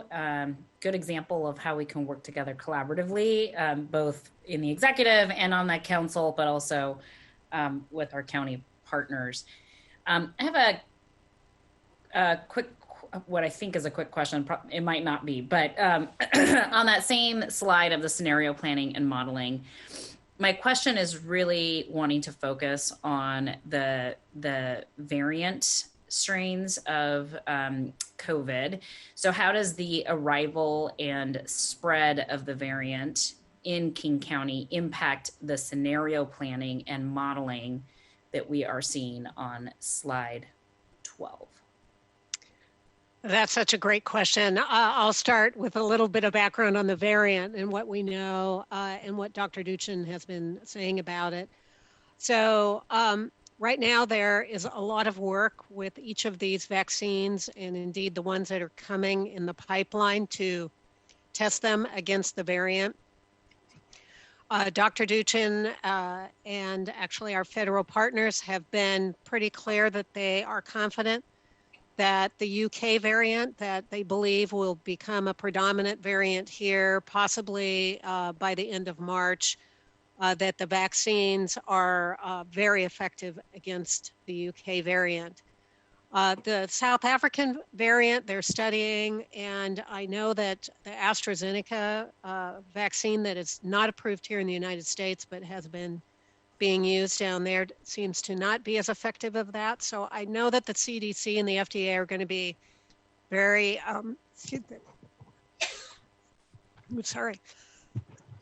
very careful about that. Stephanie, I'll let you talk a little more about. Thanks, Council President. Actually, Dr. Duchin did this great graphic that he tweeted out from San Diego. And I know we've asked some of our partners at UW to model this, and I'll follow up with you after the call on this model. But it really does show how important it is that we are able to scale and get as many doses out quickly. Because I think as we have all embarked upon this work together, the vaccine will literally save lives. And if we don't have the infrastructure and we have an increase of vaccines, we need to get it to the communities and the communities who have been disproportionately impacted by it most. And so the variant, and if we make any backwards progress, we will still see a surge of cases, of deaths, of hospitalizations, even though more and more individuals are being vaccinated. But I'll shoot along the San Diego modeling because it was a really helpful visual for us to impress the urgency of the situation.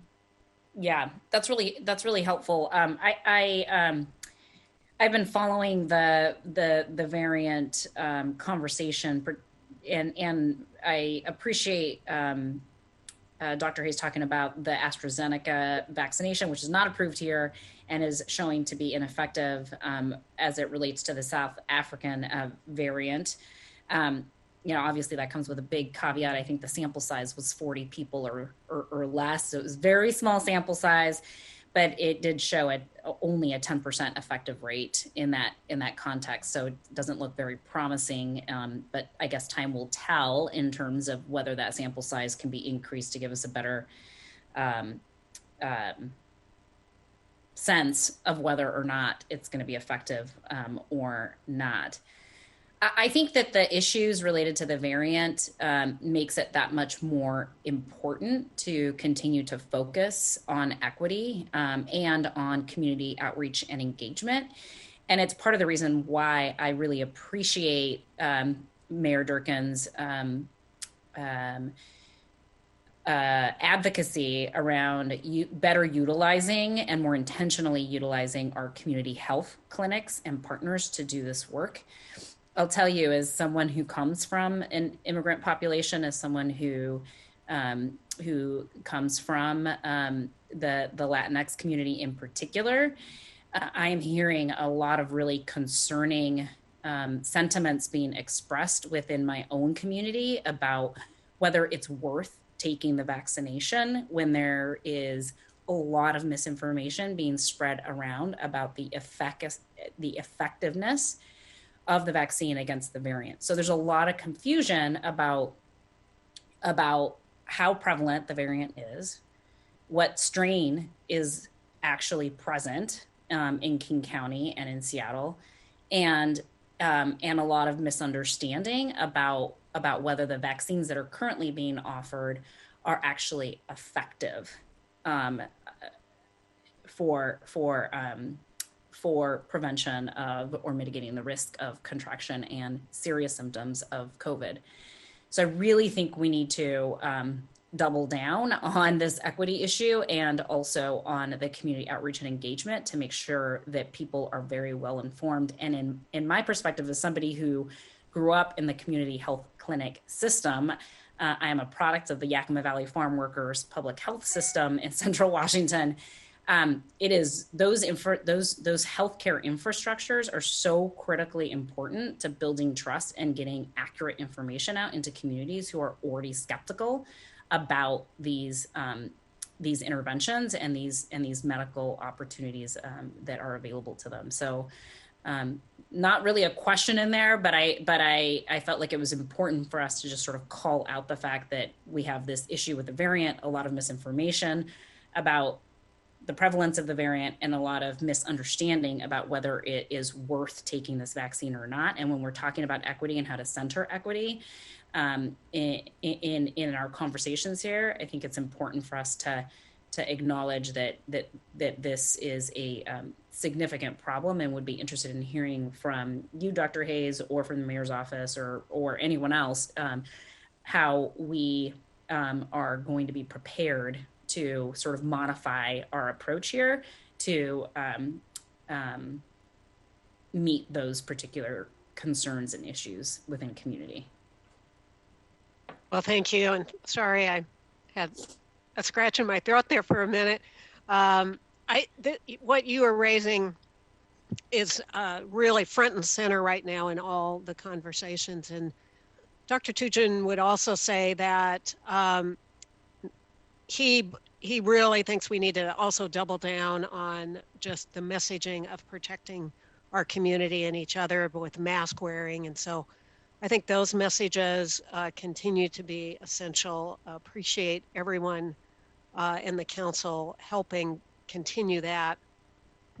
Our work and in partnership with the city has been to really emphasize, having been with a history of the community health centers myself, I know their power for really being with the community and able to really offer with us some real opportunities. And I also believe that we have our Latinx community group that has been advising us.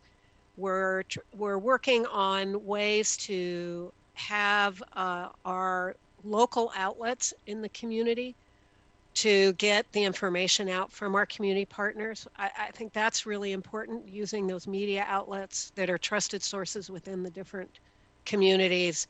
That's been also a focus. And I know that we're going to continue to work on both messaging and overcoming the issue of misinformation out in so many places is a constant vigilance, I guess I would say, on a weekly basis that we all need to do. Questions that I wanted to throw into the mix here. When we were talking about the roles of the state versus the county public health versus the city, this question of moving into the next tier and whether or not we should move into another tier of priority individuals before meeting the needs of the highest tier. And that's one issue. I'm interested to know whether or not concerns about that are concerns that are best directed to the state. And then secondly, this question of the proportion of doses received by a jurisdiction that go to the large medical institutions versus those that go to smaller community clinics. Are those both questions that need to be directed to the state if we as a city have preferences for those two particular issues? As you know, we're working on, under the leadership of Council President Gonzalez, a resolution, and I think those are really two really important issues that we might want to consider teeing up in that resolution as well. Yeah, well, thank you for those questions. So those are two ongoing, almost weekly conversations that I'm having with the State Department of Health. These are under the jurisdiction of the State Department of Health. And I was just on the phone with Dr. Shaw this morning, and there is a statewide conversation with the governor, and again, the governor opens up those phases. That he does that about when we will have enough doses to actually think about going into phase 1B2, and that some of the smaller jurisdictions are actually probably going to be ready first before large. And of course, Public Health Seattle King County is always saying, you've got to get us enough doses to get us further enough. We haven't even finished 1A. We have, right. I mean, we're doing really well, right, but we have not finished 1A. And the pressure for the doses opening up 1B and the frustrations it's caused to our older adults has been, I mean, you hear it every day. So, I mean, and they're not arbitrary tiers. They're tiers that are focused on the greatest vulnerability. Correct. Yeah. Absolutely correct. So, and then the dose allocation as it goes to what piece, I've got to say the state doesn't even have total control over that. For example, the pharmacy partnerships are actually a federal pharmacy partnership. And those doses have not been transparent even to the State Department of Health that have been going directly to pharmacies to serve the long-term care facilities. So we have continued to stand with the State Department of Health to tell the federal government, you've got to make this more transparent, mm-hmm. because mm-hmm. I can't tell you how many total doses are going into those, and neither can the state. So the dose allocation, Dr. Shaw this morning admitted to local public health that it has been, he acknowledges it's been really rough. One of the reasons why I think that the partnership with the city has been just really incredibly important to map out with you all is that we are setting a stage so that if doses go to these hospitals, they are in alignment with the city's plan. They're agreeing to the county equity principles. So we're still aligned on the highest need, and we hopefully will avoid this moving ahead in line and the problems that perked up right away, because we're all committed to that, and we want to use our influence to push that, even if it's just here in King County. Mm-hmm. Thank you. And then the other question I wanted to ask relates to verification, and I want to make a distinction between verification and enforcement, because I think there is a difference in changing people's behavior without necessarily changing some people's behavior without necessarily taking on the burden of what to do if the behavior doesn't change. We are increasingly hearing from residents who are angered that people who are not eligible for the vaccination according to the state's eligibility plan are still receiving vaccinations.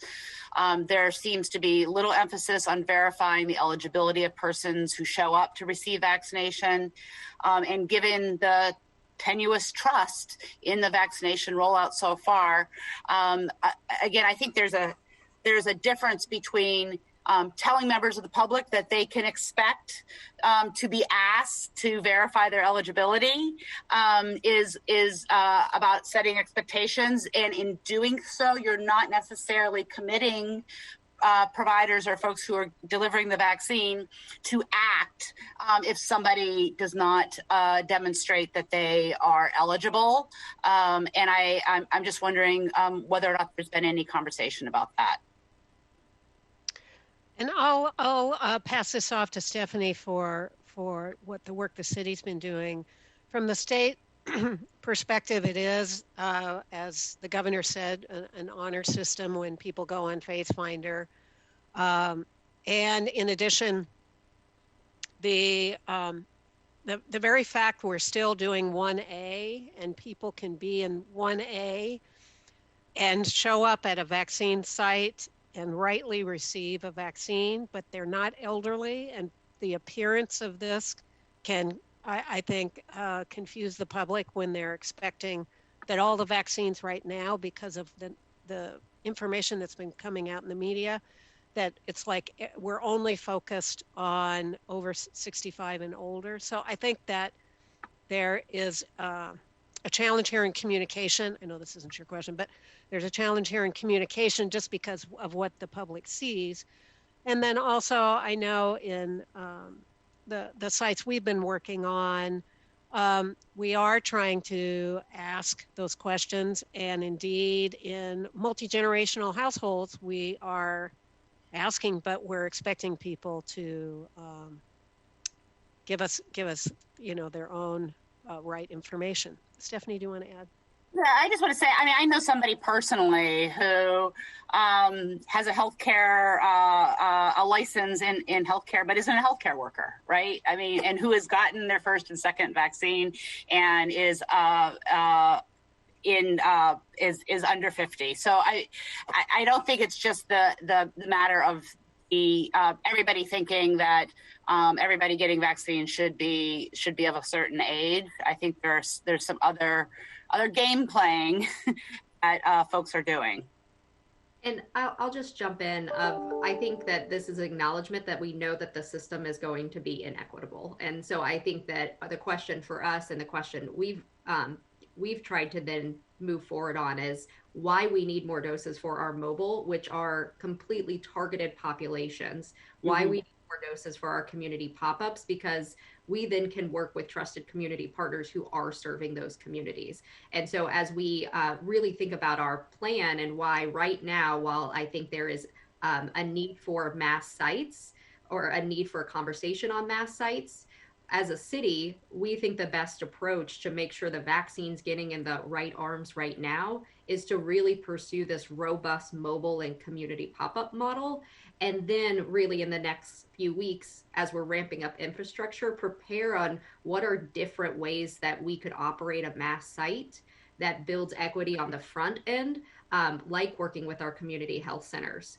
So those reserve spots go to CHCs, not to first come, first serve in the public. And so I know we're talking through what do those actual strategies look like on the front end for mass sites, because right now anyone, it really feels like anyone could walk in and go get a dose. And we feel that too. Yeah, thank you. Yeah, and it's I appreciate that you're focusing our efforts and our planning around equity on the mass sites. That's a difficult thing to conceptualize doing if we don't know how many weeks it's going to be before we have a sufficient number of vaccines to open up a mass site. So, and in the meantime, weeks and weeks go by that are perpetuating and the inequities that we all recognize are inherent in a system. Councilman Morales, I see your hand is up. Is that a holdover from before? Or do you have another question? No, I'm sorry. That's all right. It's all good. Council President Gonzalez.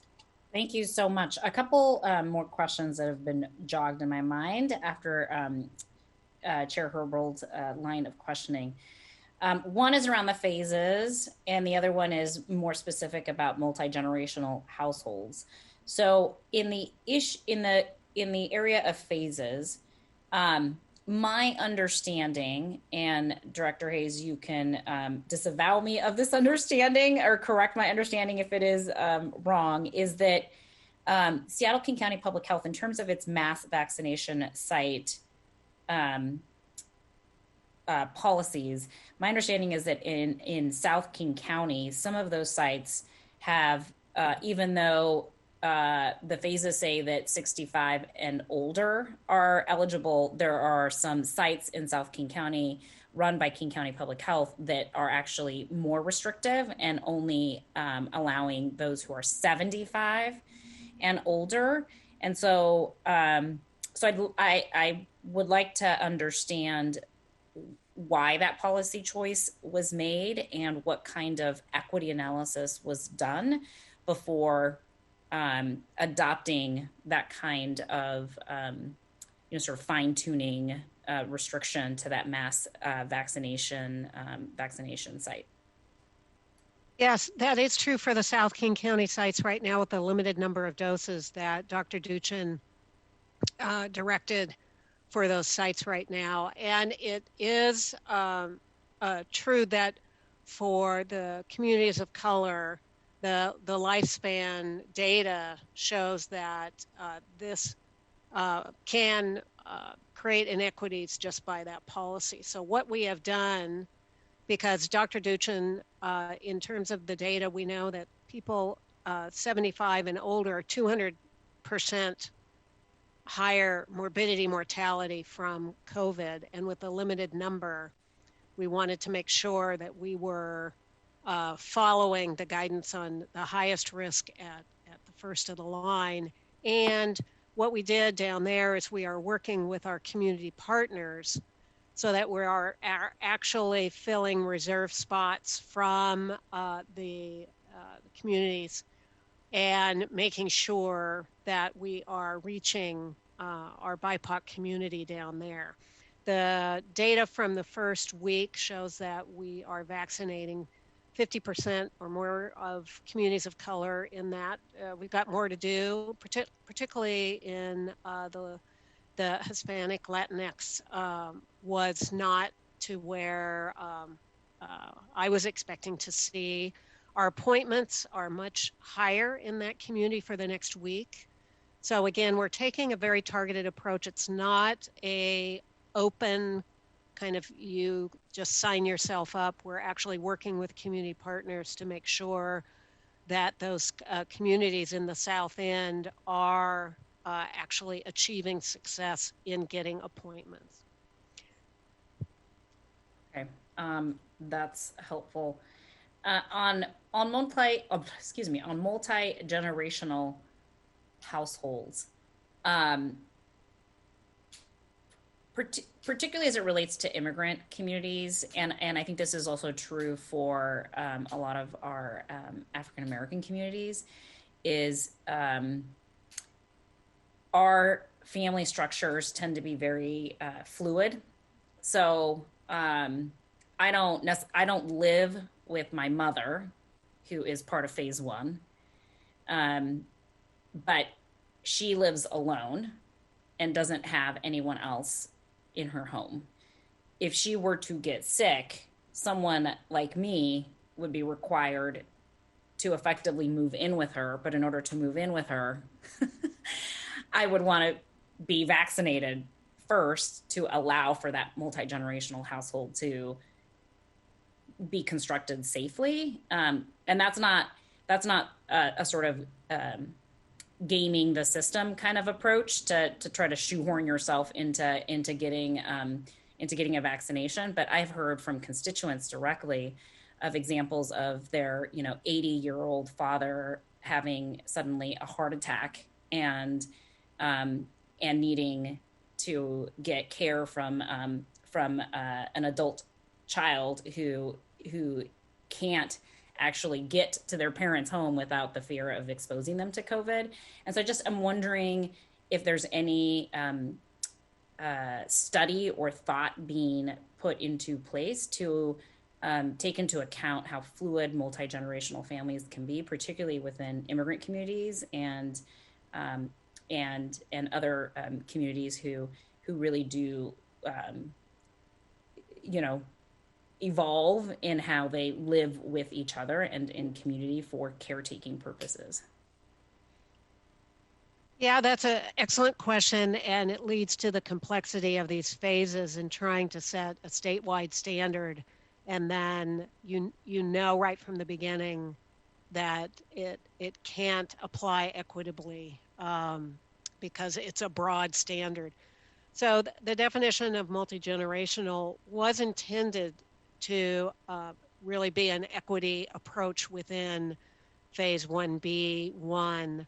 And we've gotten lots of questions, and it's very confusing to people who has to have care. And I had a case where a disabled son was being cared for by a 74-year-old mom, and yet she could access the vaccine, couldn't get it for her son because it didn't meet the definition. And I think we just need to continue to give input to the governor's office from the community. I heard from Dr. Shaw this morning that they are establishing what they're calling a vaccine collaborative for equity. I'll be interested to see how that evolves, because I think they're trying to build a table at the state to have community-based organizations advise the department and the governor more dynamically around exactly what you're talking about. And I will say that when it really speaks again to the mobile strategy that Stephanie talked about, that the city is emphasizing, because what we really want is those isolated seniors to get the vaccine so that you knew that person who needed help because they had a heart attack now was vaccinated and was protected. So that strategy, again, is just really important right now while we work out these other pieces.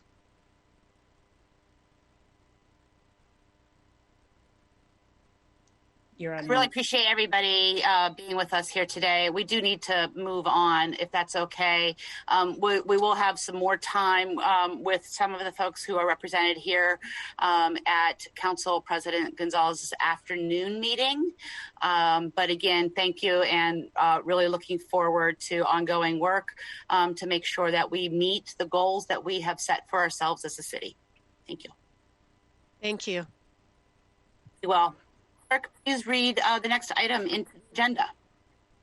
Agenda item number 2, Council Bill 11996, an ordinance relating to Seattle's construction codes, adopting the 2018 International Fire Code by reference as the Seattle Fire Code, amending certain chapters of and adding new chapters to the Seattle Fire Code, amending sections 3.02.125, 22.600.020 and 22.602.090 of the Seattle Municipal Code, repealing sections 1 and 3 through 35 of Ordinance 125138, section 1 of Ordinance 12592, and section 1 through 9 of Ordinance 125948, and ratifying and confirming certain prior acts. Thank you, Alex. We still have Chief Scoggins here with us as a presenter. If the item could introduce themselves, please. Sure, I'll have my team introduce themselves. I'll start with our Fire Marshal, Assistant Chief Tim Munnis. Are you still on, Tim? I am. I'm here. Good afternoon, council members. I am Tim Munnis, and I am the Fire Marshal here in Seattle. And then I'll pass it to Ken Brulé, our Fire Code Coordinator. Hi, Ken Brulette, Technical Code Program Manager for Seattle Fire Department, Fire Prevention Division. Great. And from Central Staff? Good morning, council members. Carlos Lugo from your Central Staff. Fantastic. Thank you so much. Appreciate everybody being with us, and really appreciate receiving from the chief a preview of this presentation a couple weeks ago at our monthly meeting. Just for some quick background, as council members are aware, we passed legislation updating our building codes last week, and the fire codes are typically updated along with building codes so the development community has consistency between the two sets of regulations. The codes were last updated in 2016 and are updated every 3 years, but doing so was delayed due to the public health emergency. And with that, I'm going to hand it over to Chief Scoggins for the presentation that the fire department has prepared for us.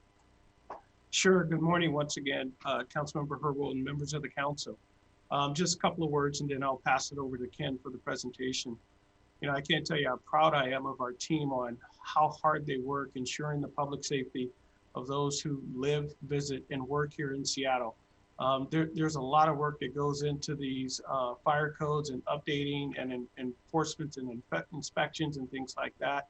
So this morning, Ken's going to give you a high-level overview of the 6 fire code changes that we're putting forward for you today.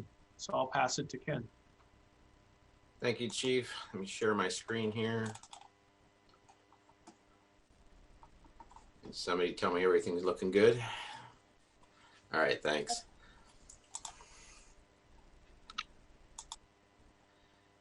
So the first fire code ordinance was actually enacted back in 1870. So a lot of things have changed over the last 150 years.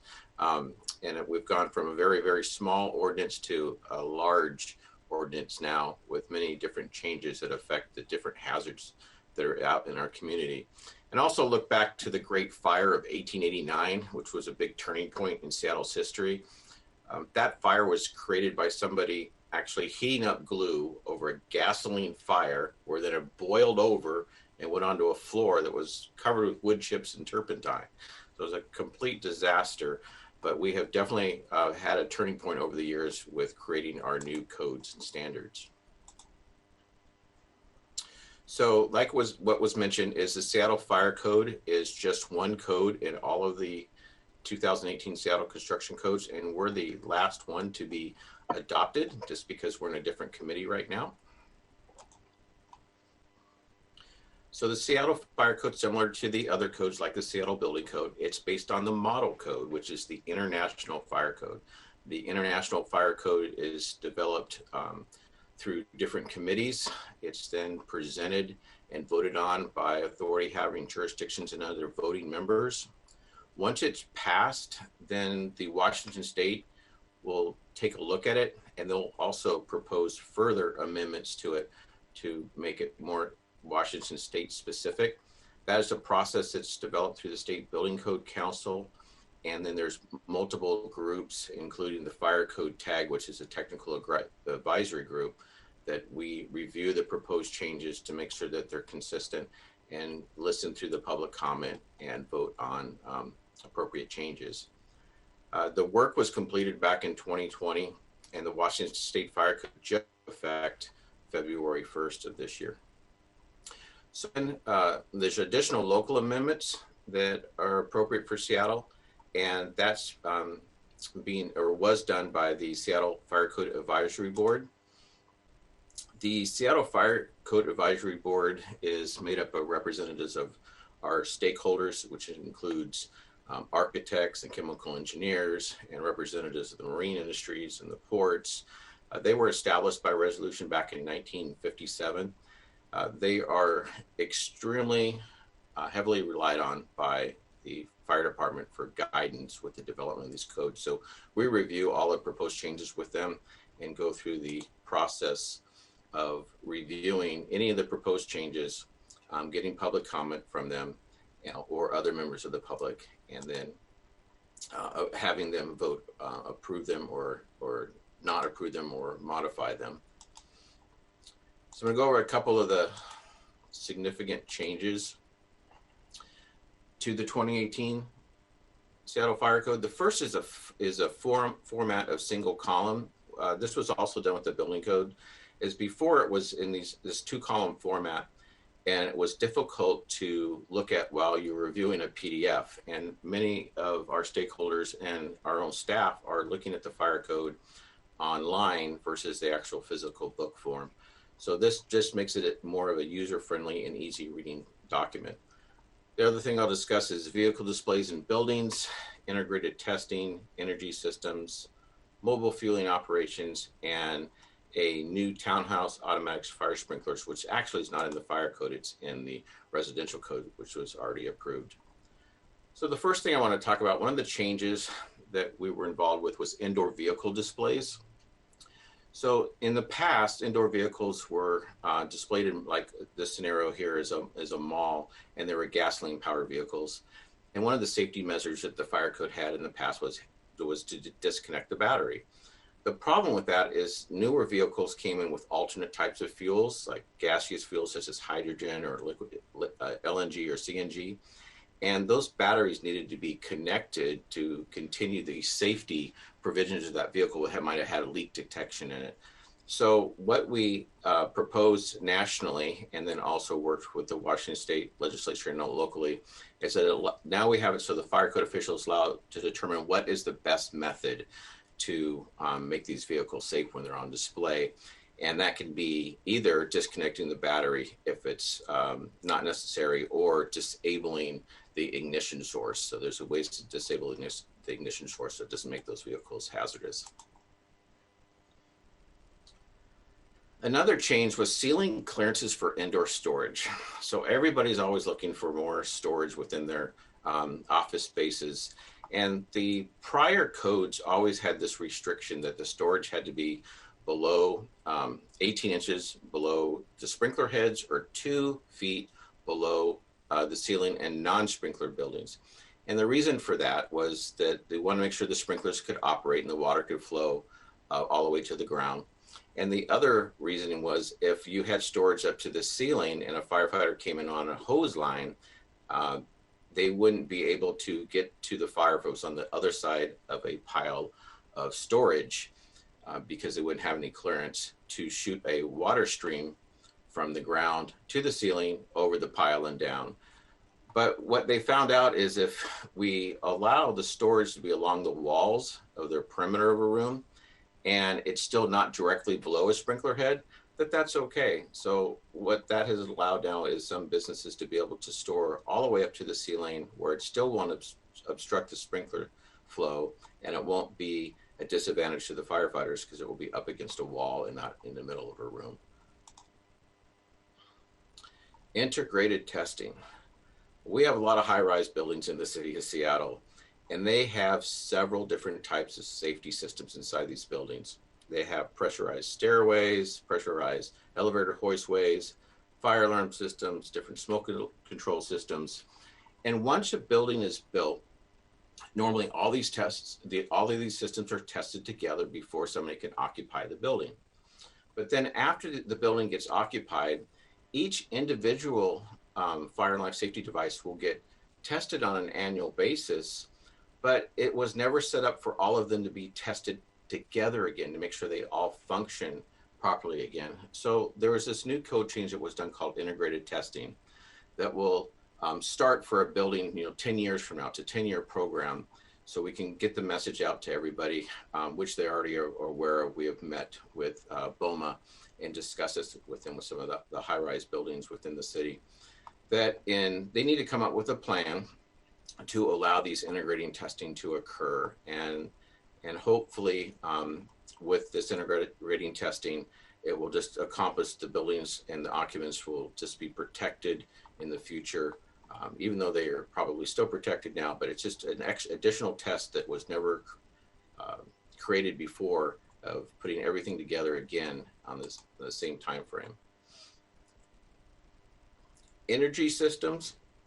Energy systems is a new chapter in the International Fire Code. Previously, the fire code did not address these types of systems. These are your large battery type storage systems that are in buildings that didn't have any regulations previously. So the 2018 edition of the International Fire Code created some additional safety factors into the design of these systems, which would include some additional signage that wasn't there before to warn firefighters and occupants that there are some hazards inside the rooms. And it also creates a fire separation room.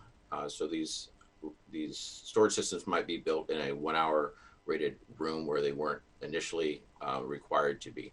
So it's just an additional safety feature that weren't in there before. And this is, again, just the fire code trying to catch up with technology out in the field. And speaking of changes, mobile fueling operations. So this is a new industry that's been popping up throughout the United States and also here in Washington State.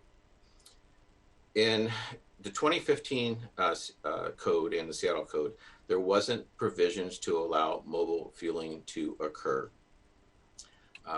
So the 2018 Seattle Fire Code now addresses this industry, and it doesn't allow the mobile fueling to occur on public streets. But if somebody wanted to conduct it on their private property, such as a parking lot, there is several different code requirements for separation distances and safety, for preventing spills, and many other items that are listed in the code that were previously not there before, to make this industry viable for the people that want to use this type of service that is being operated by several different mobile fueling operations companies. And then the last thing was the townhouse automatic fire sprinklers. This was already approved under the residential code. So, and the difference is that the Washington State required fire sprinklers in townhouses with 5 units or more.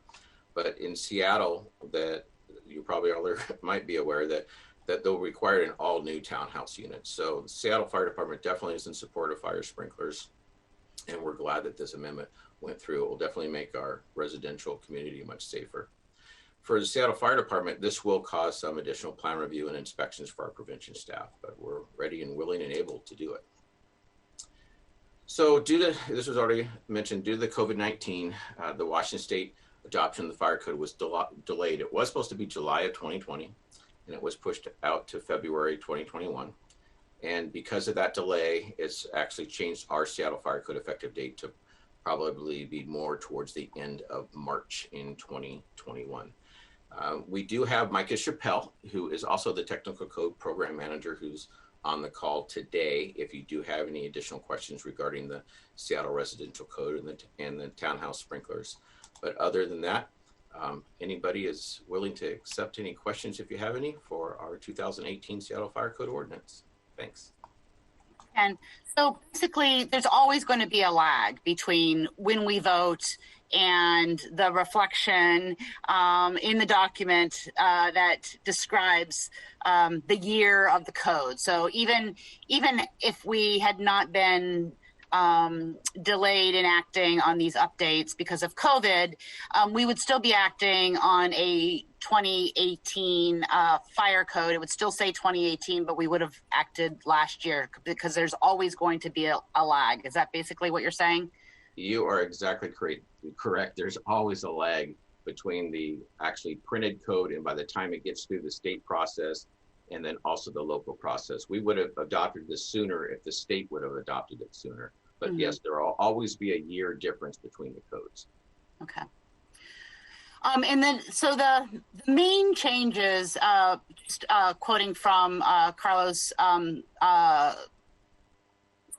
summary for us in his central staff memo, the main changes relate to alternative fuel vehicles that are on display inside of buildings to allow them to keep their batteries connected, allowing for exemptions for flexibility in storing combustible materials within buildings that are otherwise protected by a fire sprinkler system, and integrating new testing requirements for high-rise buildings, again, that assure that fire protection life safety systems are working together as intended.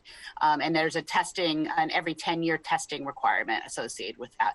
Are those the primary changes that we're looking at here? I believe so. I really think that the most important is that integrated testing, especially in the city of Seattle. with all of our high-rise structures, all of the life safety systems. It's so important to make sure that they're all functioning as intended. Great. Carlos, do you have anything to add before I check to see whether or not council members have questions? Thank you, Madam Chair. I actually don't. I think pretty much everything that I'd put in the memo is addressed by Ken and yourself, Madam Chair. So thank you. Thank you. And a conversation that I had with Councilmember Strauss suggests that we might be seeing some amendments at full council. Is that still the case? I don't have any additional amendments proposed, no. Okay. Yeah, I had a conversation with Councilmember Strauss last week, and he suggested that he may have some additional changes that he's recommending at full council. So I will certainly loop back around with him and find out if that's the case, and let everybody know what I hear. So we will have time to consider that. Chair Herbold, I actually have an update from his staff who you emailed me. Yeah, no had reached out. Councilmember Strauss had learned the issues that he was interested in potentially addressing are actually governed by King County Public Health and not through Seattle and this ordinance, and so he won't be bringing an amendment forward. Great update. Thank you. Appreciate it. So given that aside from three substantive amendments that I mentioned, much of this is technical in nature and ensuring consistency with the state code. My intention is, unless there is an objection, is to vote in this committee meeting, but want to check first to see whether or not council members have questions. All right. Seeing no questions, will the clerk please call the roll? Council President Gonzalez. Aye. Councilmember Lewis. Aye. Councilmember Morales. Yes. Councilmember Sawant. Yes. Councilmember Herbold. Yes. All in favor. Thank you. All right. Thank you so much. Clerk, can you please read agenda item 3 into the record? Agenda item number 3, discussion of less lethal weapons, draft bill, and recommendations on draft bill. Thank you so much, Alex. So again, I'm going to turn this over to Lisa Kay to help us pick up where we left off, or maybe not quite where we left off the last committee meeting, but let's maybe refresh us of where we were before we left off. She will update the committee, introduce the legislation. She's got a PowerPoint presentation that describes the revised base bill and the proposed amendments. Again, the intent today is for the committee to recommend a less lethal weapons bill be sent to a draft bill, be sent to the court appointed monitor and the DOJ for their review in line with the process described in the consent decree for any changes to the use of force. If the motion passes today, the monitor and the DOJ will have 45 days to review the legislation. In the event of objections from the monitor or the DOJ, there's a 14-day period to meet and confer. And after that, any party may petition the court to resolve the objections. I've consulted with both legal counsel and the city clerk about how best to describe the action that the committee is taking in order to reflect that the city is under the consent decree. And that's why the agenda itself describes the action as discussion of less lethal weapons draft bill recommendations on draft bill rather than discussion and vote. When committees vote, the legislation typically goes to full council. That is not happening here because under the consent decree, the normal process in the charter does not apply to legislation related to the use of force. The draft bill has been reviewed by the city attorney's office per usual procedures, and any formal introduction through the introduction and referral calendar will happen after completing the review by the DOJ and the monitor as required by the consent decree. want to make sure everyone who is watching knows that the law earlier adopted by the council has never gone into effect. A restraining order was put in place on the law, so it cannot go into effect by the U.S. District Court. There's been a lot of advocacy on this that does not mention either the consent decree or the restraining order or the subsequent preliminary injunction. And so I want to be really clear about where we're at now. Current restrictions on the use of less lethal weapons in demonstrations are from a lawsuit against the city enacted or pursued by Black Lives Matter and the ACLU. There are no restrictions on the Seattle Police Department resulting from the legislation passed by the council. And with that, I'll hand it over to Lisa for walking us through the discussion. Thank you. Thank you, Madam Chair. Is my screen sharing working? Excellent. Okay, so what you have before you is substantively the same bill that was described at the last committee meeting. I have incorporated a number of formatting edits and clearer wording as to the effective date as recommended during legal review. So I'm just going to quickly go over the prohibited uses of less lethal weapons, then describe some conditions that are set on some of the other weapons, and finish with some other key provisions. Then I will walk through the amendments that are before you. If I'm going too fast, slow me down. I'm assuming time is a little bit of the essence today, this afternoon, this morning. Sorry. Okay, so this slide here, slide 1, will show that the revised base bill would prohibit specific uses of several less lethal weapons, and specifically 40 millimeter launchers may not be used to deploy chemical irritants for crowd control in any demonstration or rally. Noise flash diversionary devices could not be used for crowd control. Any use of tear gas and chemical irritants other than pepper spray would be prohibited. And each of the following may not be used for any purpose: acoustic weapons, directed energy weapons, water cannons, disorientation devices including blast balls, ultrasonic cannons, and any other device primarily designed to be used on multiple individuals for crowd control and to cause pain or discomfort. The revised base bill would impose specific conditions on the use of pepper spray. Specifically, pepper spray could not be used for crowd control in a non-violent demonstration or rally. And only SWAT officers could deploy pepper spray products using a 40 millimeter launcher, and then only for non-crowd control purposes.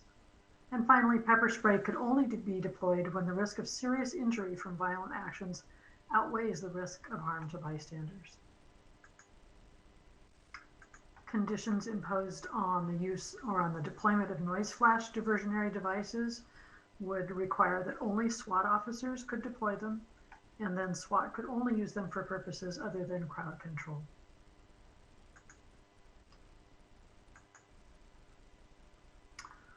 There are conditions imposed on mutual aid partners requiring them to abide by these same policies as the police department.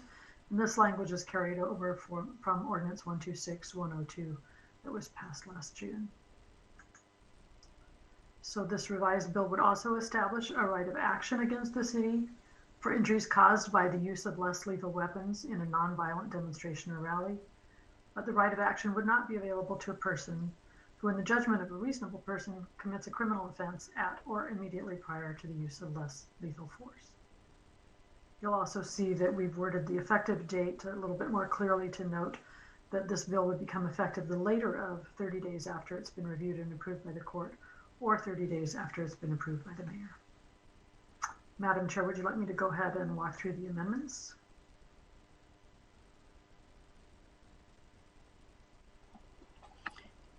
Unless there are questions about the base bill, yes, please do move forward to talk about the amendments. Okay, Amendment 1 is sponsored by Councilmember Herbold. It's been reformatted since you saw it at the last meeting as suggested during legal review. So this amendment would add an exemption for the use of tear gas for crowd control during a violent public disturbance. And it defines violent public disturbance as any gathering where 12 or more persons who are present together use or threaten to use unlawful violence toward another person or group of people, and the conduct of them taken together would cause a person of reasonable firmness present at the scene to fear for their personal safety. The amendment would then incorporate this terminology into the exemption for the use of pepper spray and for a right of action. The tear gas and pepper spray exemptions would not be authorized until the police department completes its annual use of force policy review as required by the consent decree.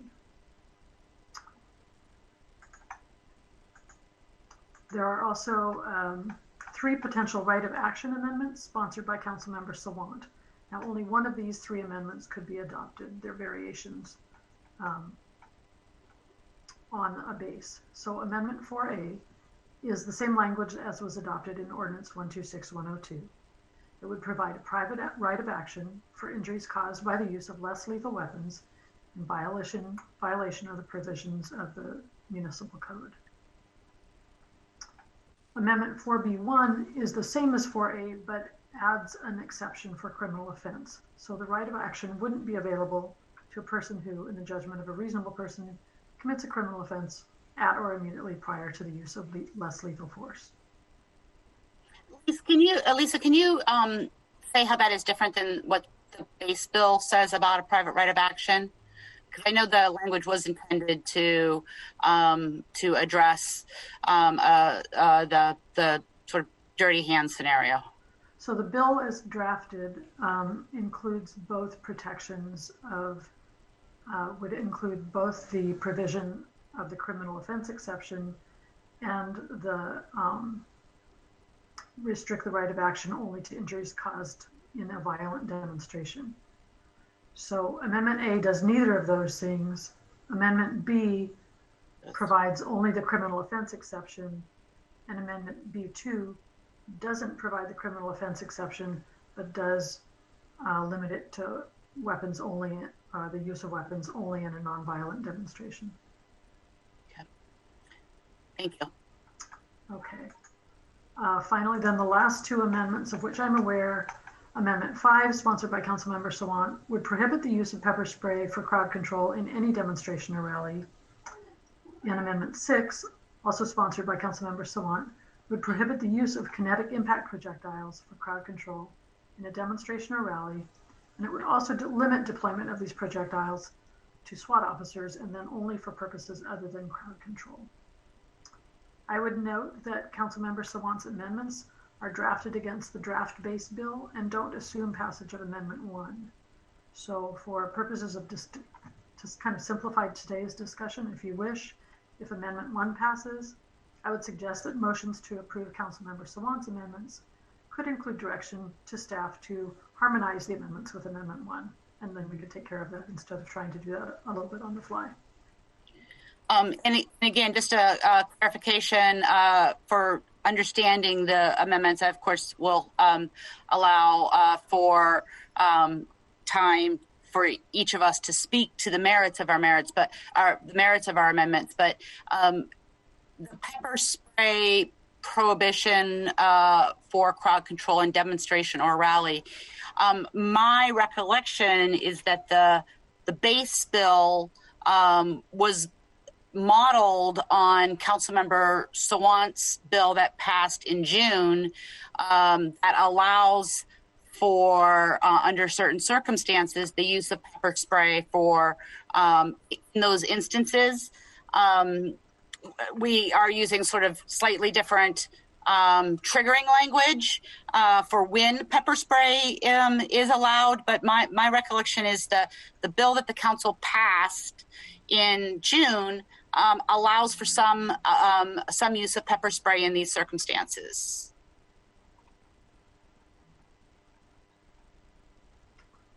So are you asking me what the bill said, what the June bill said? Yeah, what the June bill said about allowing use of pepper spray, because it seems like, you know, one of the things that we've heard from the court is, one, we should check in with our accountability partners and get their input, and also that he was concerned that overly restricting the use of these weapons, it might not lead to greater safety. And so it was my recollection that the original bill did allow for some restricted use of pepper spray in crowd control situations. Yes, and so I just really high level, I'm trying to understand, are we moving from an approach where we had some allowance to a situation where with this amendment we would have no allowance? It would be completely prohibited. Yes. Okay, thank you. In a word. Councilmember Herbold, I don't believe that that's accurate. I don't believe the original bill allowed pepper spray to be used in protests at all. Can we just verify that? I don't believe that that's accurate. Yeah, that was the intent of my question. So okay, and I'm sorry, Councilmember Swan. So is my screen now showing the bill? Yes. Oh, good. Okay. So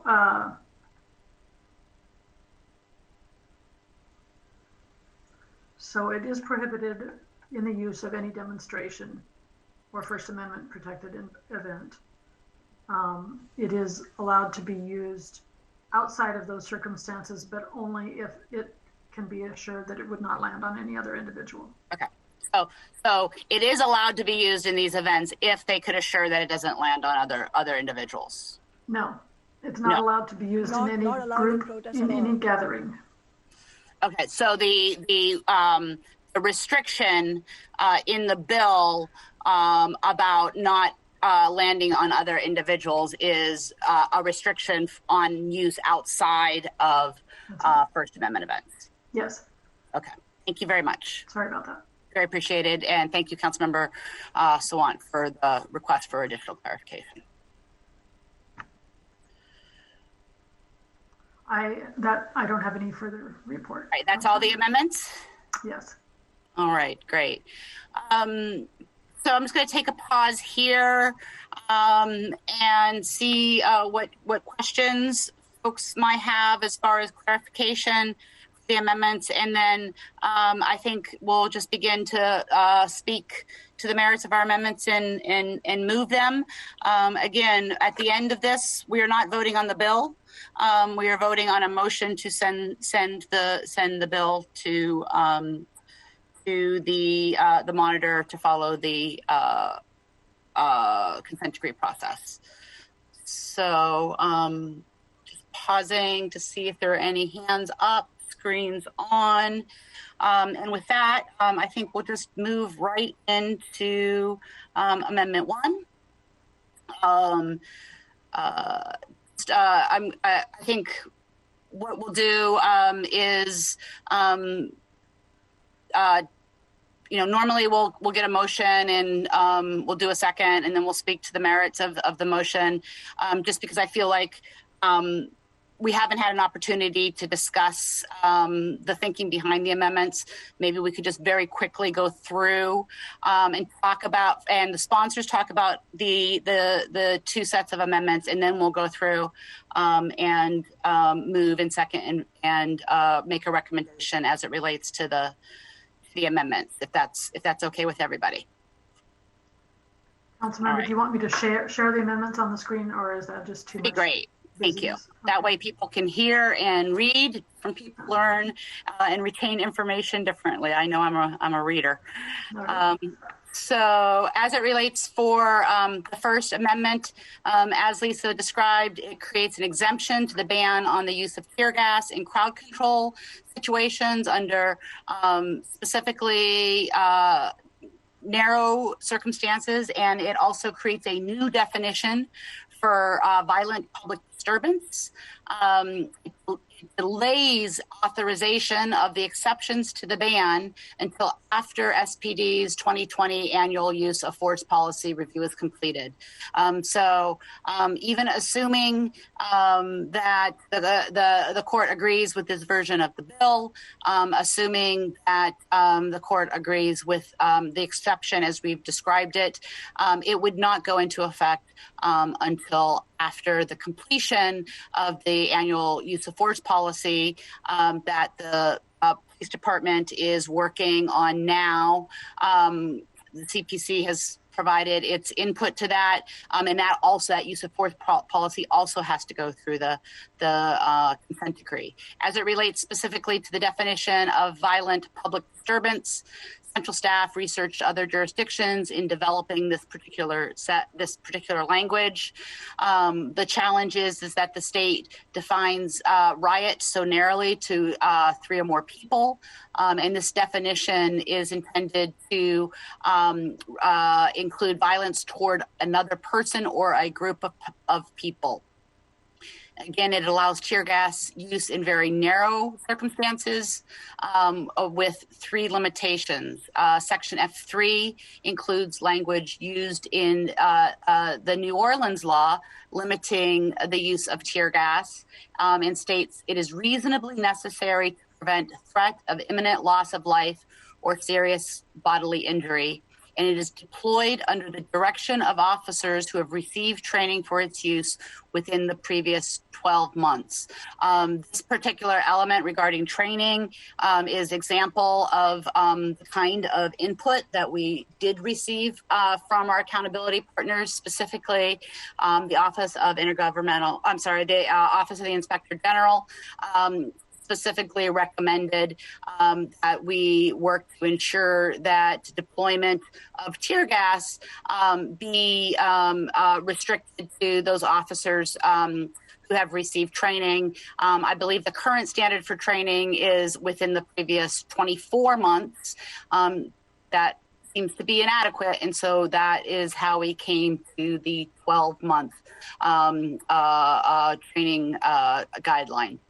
And then also, again, consistent with the input of each, the OIG and the Office of Police Accountability, this deployment is limited to instances where there is a detailed tactical plan developed prior to deployment. Again, the court stated in the temporary restraining order that was followed with a preliminary injunction that the legislation as it was drafted did not protect public safety. I'd like the legislation that the council adopts to be authorized by the court. Again, currently we have no restrictions in law on the use of less lethal weapons, and unless the court authorizes council bill, we will not. As the chart shows in previous meeting notes, the OIG recommended allowing tear gas only in life safety circumstances. The language of this bill is in line with this intent. This bill makes clear that tear gas should not be used only to protect property. Moving on, Councilmember Sawant, do you want to speak additionally to the different options under Amendment 4A, B1, and B2? Yes, I would, Councilmember Herbold, but just a clarification, when do you want us to speak to Amendment 1, for example, which is from you, but I do want to speak to that as well. I think once we get a motion on the floor, I'll open it up for other council members to speak to the amendments. Okay. Just wanting to give you an opportunity to say, why you propose the amendment that you proposed before getting the motion on the floor, because we haven't had the opportunity to discuss the amendments before. Yes, and just to make sure, the amendment as it's listed there is 4A, right? Yes. Thank you, Lisa. So before motivating this amendment, I just want to clarify that there are 3 versions of this amendment, as Lisa mentioned, where so I'm going to speak to Amendment 4A now. And as was mentioned, my office has also prepared alternate and what I would consider lesser versions of this amendment, which have been listed as 4B1 and 4B2, which I will speak to only briefly, but Lisa has already done that. So my main points are about 4A. This amendment 4A will restore the private right of action, which is the only substantive enforcement of the ban on the so-called crowd control weapons. The legislation that the council passed last summer holds the city establishment accountable. If the police fill the streets with tear gas and explosives, the impacted protesters can sue for $10,000 each. That is a real consequence for the political establishment, and it forces them to take the ban on chemical and other militarized crowd control weapons seriously. This private right of action that was in the original bill that was sponsored by my office and was passed by the council was literally the only thing enforcing the ban, as we saw when the Seattle Police Department blatantly violated the federal court injunction against abusing BLM protests with tear gas and flashbang grenades. Unfortunately, the loophole in the draft bill as presented by Councilmember Herbold makes it far, far more difficult for people to sue even when the police flagrantly break this law. If this amendment does not pass, if Amendment 4A does not pass, then council members will be building into the law the exact same kind of lack of police accountability that they all claim to be so worried about. The loophole that this amendment from my office closes is twofold. First, the loophole in the base bill says that in the base bill that has been presented by Councilmember Herbold, I'm just clarifying because I'm not talking about the bill that was passed last year. The loophole says that the private right of action only applies when the police use banned weapons during a, quote, gathering that is not a violent public disturbance, end quote. We know that violence is the word violence is conveniently defined by the police to be whatever they want it to be. During the Justice for George Floyd protests, the Seattle Police Department declared peaceful protests to be violent and even a riot whenever they wanted to clear the streets. I saw this with my own eyes when I was at the protest. Now this draft bill defines violence using a similar legal definition to the legal definition of riot, and we've just seen how that can be abused. Also, I would notice that this loophole prevents enforcement regardless of whether you were personally involved in the violence. Under this wording, if, for example, if 12 Proud Boys started assaulting people in a Black Lives Matter protest of thousands, and that is not a hypothetical, it actually happened in Seattle, then the police use illegal blast balls on the entire crowd. No one would be eligible to claim damages. It doesn't matter that the law prohibits the police from using those blast balls, it still will not be able to be enforced. And remember, these are the same officers that went to DC to join the far right white supremacist violence at the Capitol building. Are we honestly supposed to believe that that would never happen again? And we should not forget that throughout history, police forces have used small groups of agent provocateurs to do just enough violence to justify the police attacking a crowd of peaceful protesters. And it would be naive for the movement to believe that it could never happen here. Second, the loophole says that the private right of action does not apply to, quote, a person who, in the judgment of a reasonable person, commits a criminal offense at or immediately prior to the use of less lethal force, end quote. In my view, police brutality is never okay. Beyond that, this does not even require that the person be convicted of a crime, just that a reasonable person would think they did. But most dangerously, we have all seen how police regularly charge protesters with a quote-unquote criminal offense just to justify brutality. People are charged with offenses like parading without a permit, failure to disperse, resisting arrest, and fictitious charges of assaulting an officer. This happens a lot. This loophole would create an even greater incentive for the police to trump up charges against protesters anytime that the police use a banned weapon. This is not a hypothetical, again. It happens every time police wish to brutalize progressive movements. Compare the over 14,000 people who were arrested during BLM protests nationally this summer to the 82 people arrested as a result of the violent far-right assault on the Capitol.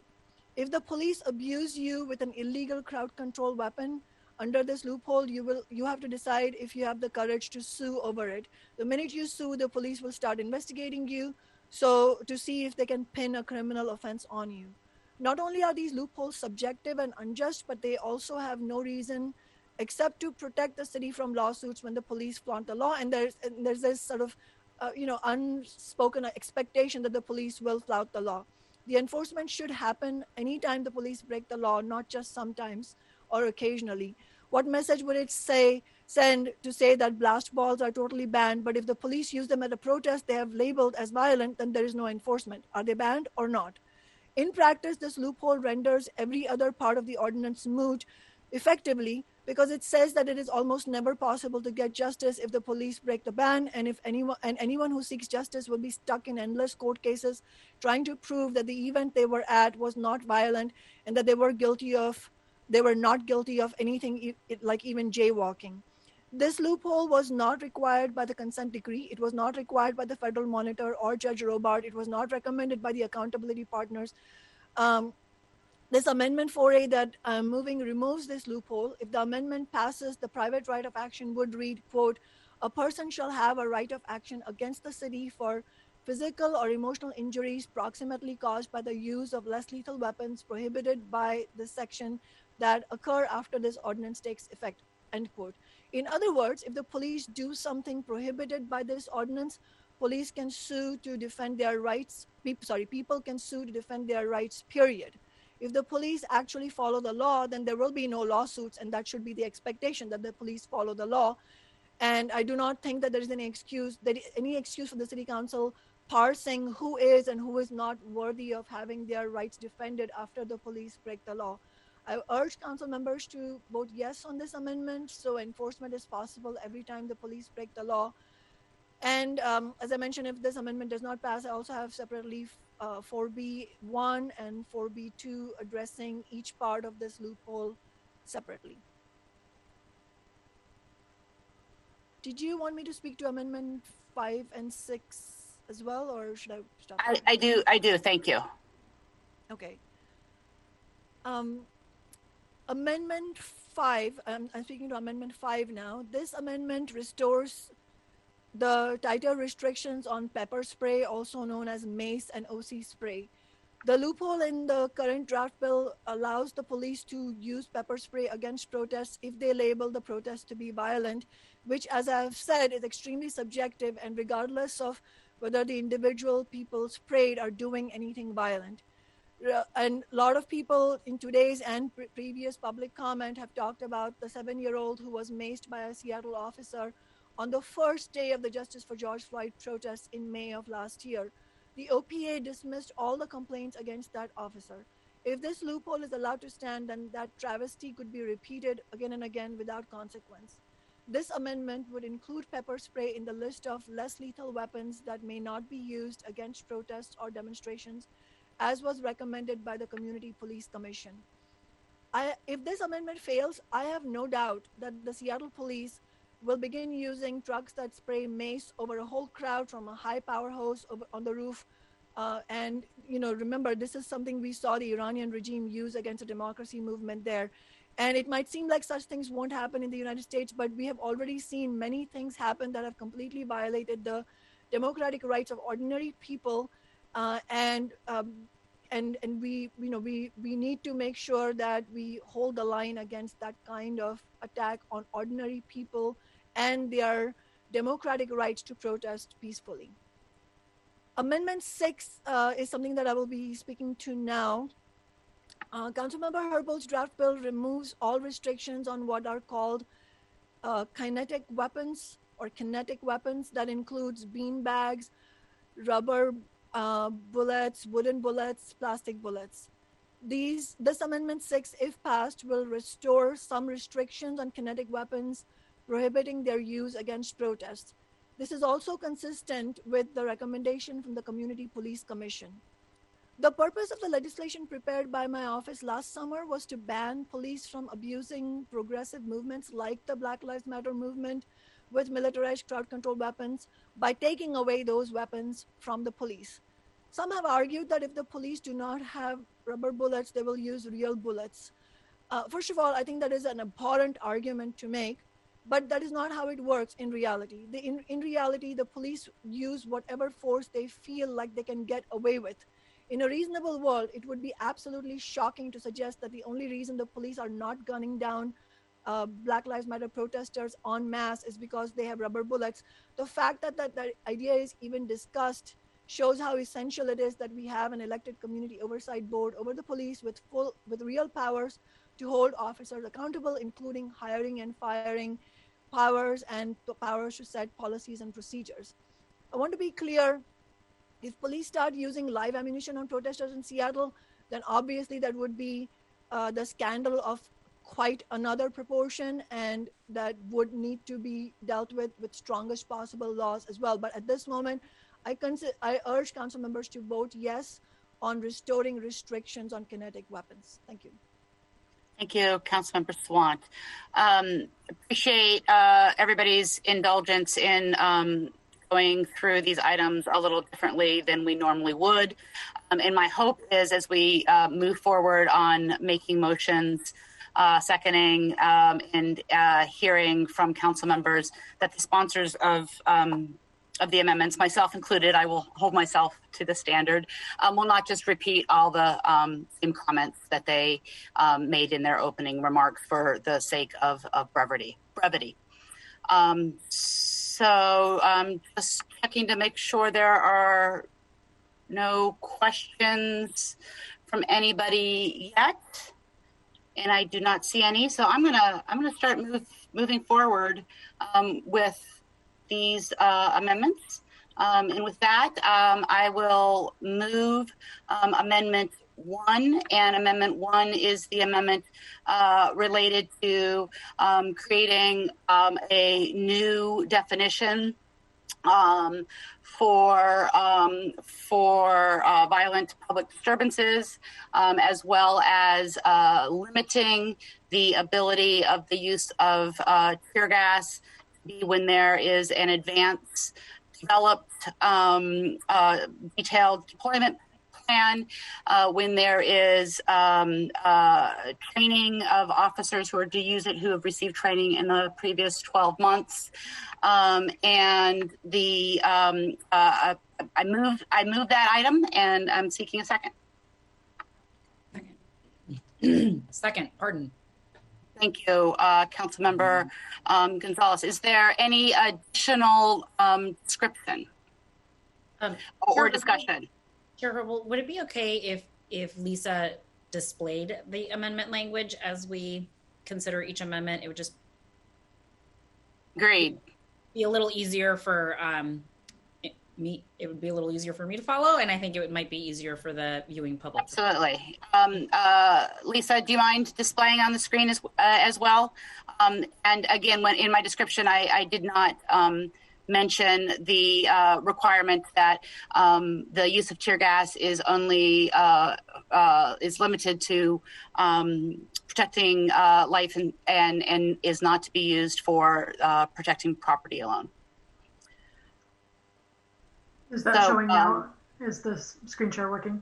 It is indeed. Okay. Thank you. So we have a motion and a second. Is there any discussion?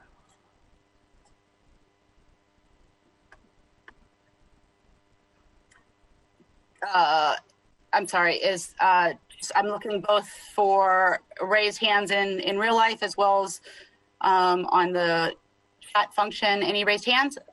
Okay, not seeing any. Councilmember Swan. Thank you. I oppose this amendment to reauthorize the Seattle Police Department's use of tear gas. Tear gas, banned in war by the Geneva Convention, is used overwhelmingly by the police against peaceful, progressive movements of protests. Compare the clouds of tear gas that wafted through the streets of Seattle for weeks last summer to dissuade people from joining Black Lives Matter protests to the police welcome that the violent far right received when they broke into the Capitol building in DC. They were welcomed by the police, taking selfies with them, and now we know 6 Seattle police officers flew to DC to show their support to the far right. By banning tear gas, the council will make it more difficult for the police to brutalize progressive movements, which is exactly what the council should do. This amendment is a loophole that would reverse many of those protections. Council members have claimed that this only applies to violent gatherings, but as I have said before, and I'll repeat again, the definition of the violent gathering in this amendment is similar to the legal definition of riot, and we have seen again and again that the police redefine violent and riot to mean whatever they wanted to, specifically in order to be able to subdue peaceful protests. We saw that happen in Seattle over the summer, again and again, police labeling totally peaceful protests as riots anytime they wanted to clear the streets. Even if this definition was less subjective, we have seen again and again throughout history that this sort of exception puts the decision over whether a protest counts as violent into the hands of the police. And we don't want to do that because we've seen again and again that they use that discretion, if we give it to them, to abuse left-wing and progressive protests like Black Lives Matter. One final example, the qualifiers in this amendment limiting how much tear gas is reauthorized is very similar to qualifiers that were included in the federal court injunction against tear gas in Seattle. After that injunction was put in place, the police promptly used their discretion to continue using tear gas in total violation of the injunction. The court agreed that the police violated the law and broke the injunction, but the damage had been done. You cannot un-tear gas a protest that has already been tear gassed. This discretion should not be in the hands of the police department that sent more officers to join the pro-Trump far-right assault on the Capitol on January 6th than any other police force in the country. It should not be in the hands of the police force that has killed 28 people since 2011, Black and brown community members, many of them unarmed. It should not be in the hands of the police force that accumulated 18,000 OPA complaints for its violence during the BLM movement last summer. If this amendment fails, as it should, if council members want to do the right thing, the Seattle Police Department will be banned from even owning tear gas, and they will not have the power to decide to use it. That is how it should be. The Community Police Commission opposed reauthorizing tear gas, and all council members have received at least 450 emails this week opposing any watering down of the ban on crowd control weapons, and I urge council members to vote no on this amendment. Thank you. Thank you. Other council members wishing to speak to Amendment 1?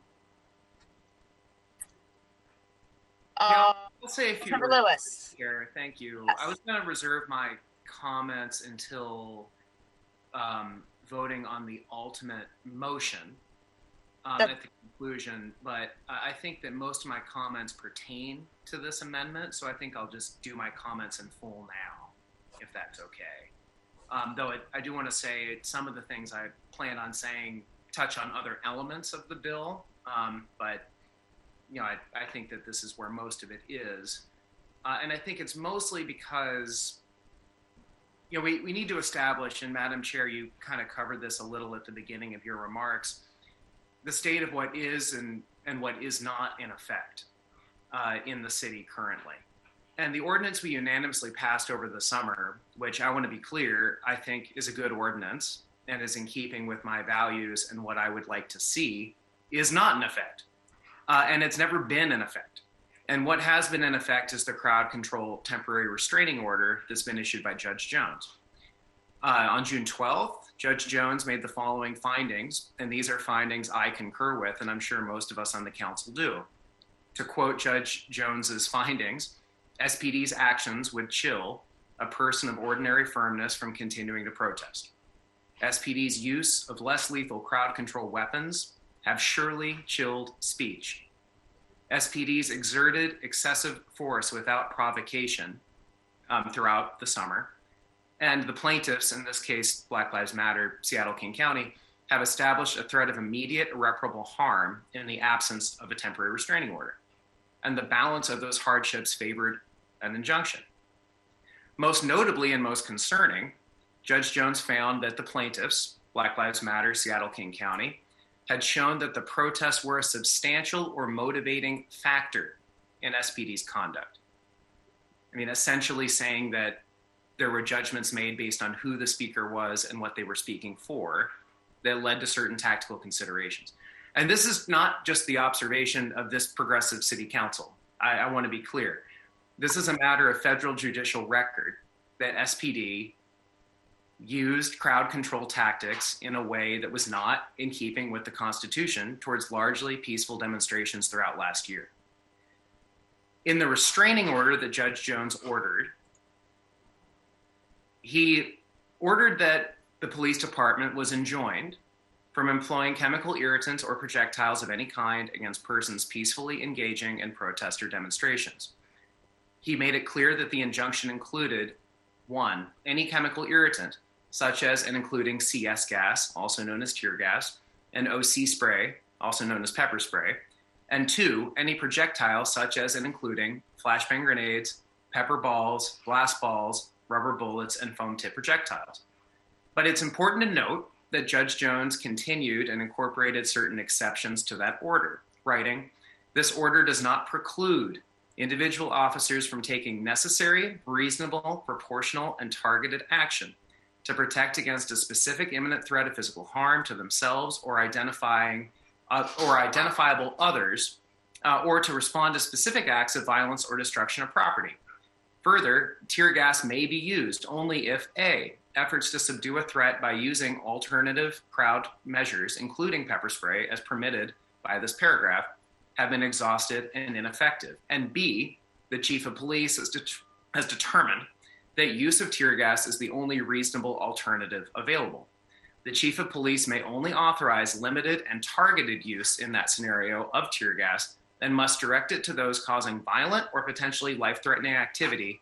To the extent that chemical irritants or projectiles are used in accordance with this paragraph, they shall not be deployed indiscriminately into a crowd, and to the extent reasonably possible, they should be targeted at the specific imminent threat of physical harm to themselves or identifiable others, or to respond to specific acts of violence or destruction of property."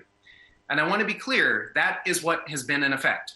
That's what's been in effect from the summer until now, from June 12th, when the judge put that in order.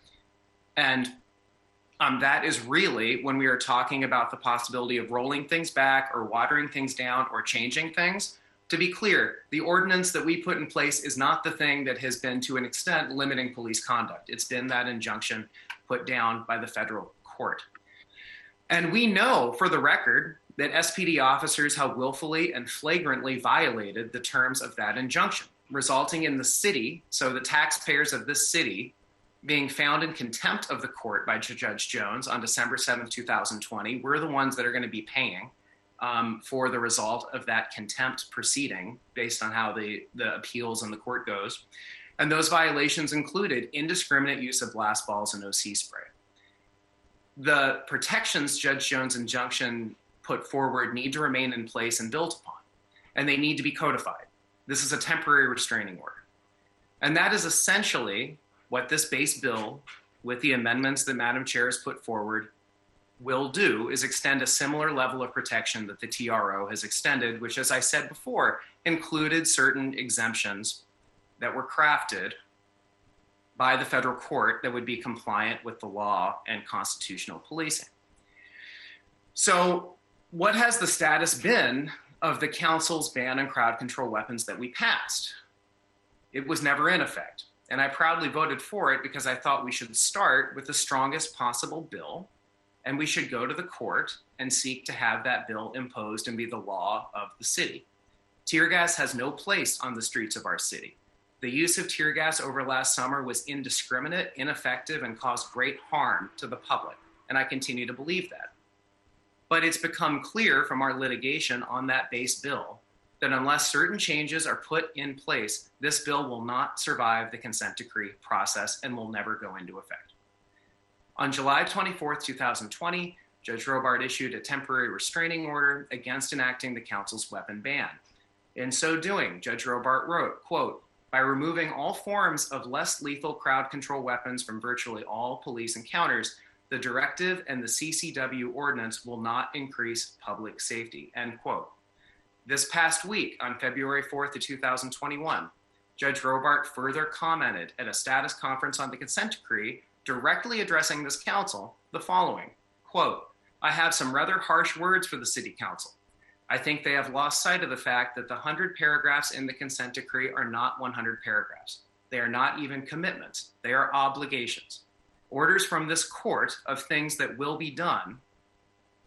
And when they decide to take matters into their own hands in contravention of the consent decree, then they drag me into a situation I don't want to be in, which is telling them, no, You can't do that.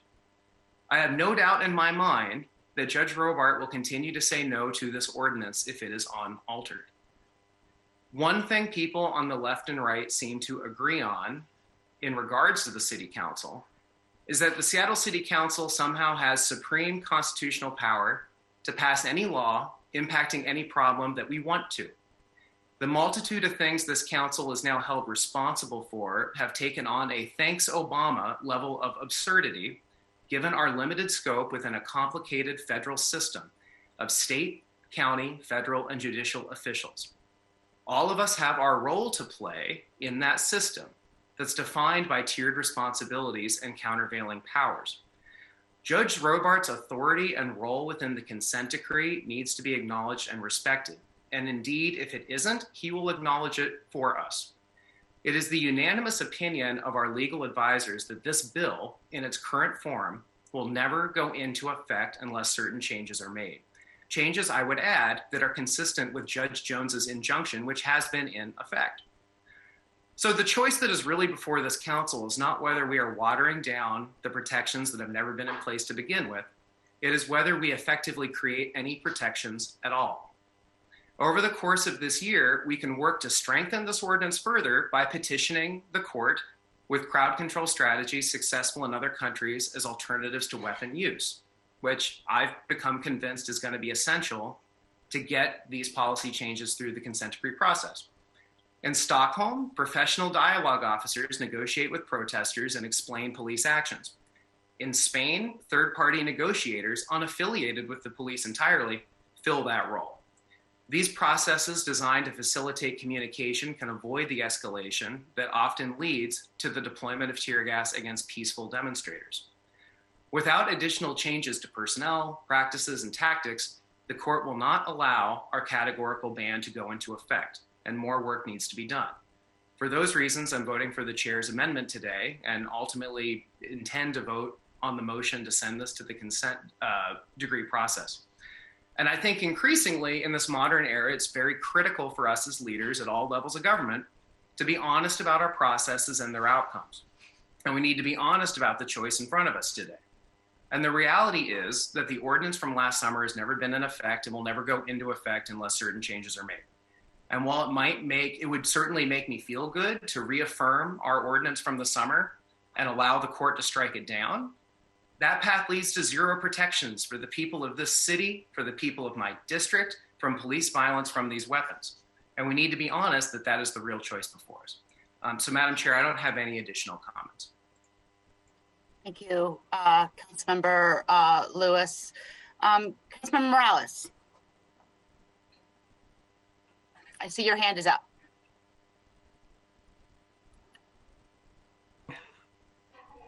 Trouble again today. I will be very brief. I want to say that while I agree completely with Councilmember Sawant and supported her original bill this summer, and I still do not support having tear gas as part of our standard issue. I think that's deeply problematic for our department. And I don't want our efforts here to make some important changes to be rejected by the judge and to leave us with nothing, as Councilmember Lewis was saying, which is what's very likely if the judge's concerns aren't addressed. So I will be supporting this amendment, and my hope is that we can actually move through the process and see the kind of changes that we are trying to make here so that we can protect our neighbors better. Thank you, Councilmember Morales. See, Councilmember Sawant, is your hand still up from before, or did you want to address the amendment again? I do want to speak. Go ahead. I find it extremely unfortunate that council members are presenting their yes vote on this terrible amendment as something good, something principled. Councilmember Lewis said, let's be honest. I agree. Let's be honest. It's not about feel good. It's about actually making material shifts in people's lives.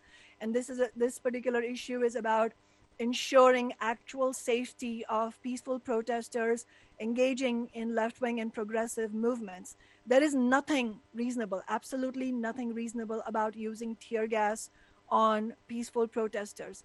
The fact is, again, if you want to be honest, the city council, other than voting yes on the original bill under pressure from the street protests at that time, which is the only reason why we won that vote, the only reason why the movement won that vote is because we fought so hard. Other than that, the city council has done nothing to help uphold the bill. The city attorney has never asked Judge Robart to allow the original ban that was passed in the summer to go into effect. In fact, they asked for an injunction against the bill. There has been no comment about tear gas from Judge Robart. And if we actually tried, if the council actually tried to uphold the bill from last summer and the judge actually rejected the bill, then we could have that conversation about amending the bill. But there has been no statement from the judge at all about tear gas. But bottom line is, this is not about making Judge Robart happy. Yes, there is a consent decree. We are not in an imaginary universe. Absolutely, we understand that. But at the end of the day, it is about the city council doing the right thing. And that does mean using your podium to either stand with movements and communities of color, or throwing up your hands and saying, well, this is what we have under the consent decree. Since the consent decree was put in place, 28 Black and brown people have been killed at the hands of the police, and not one police officer has been held accountable.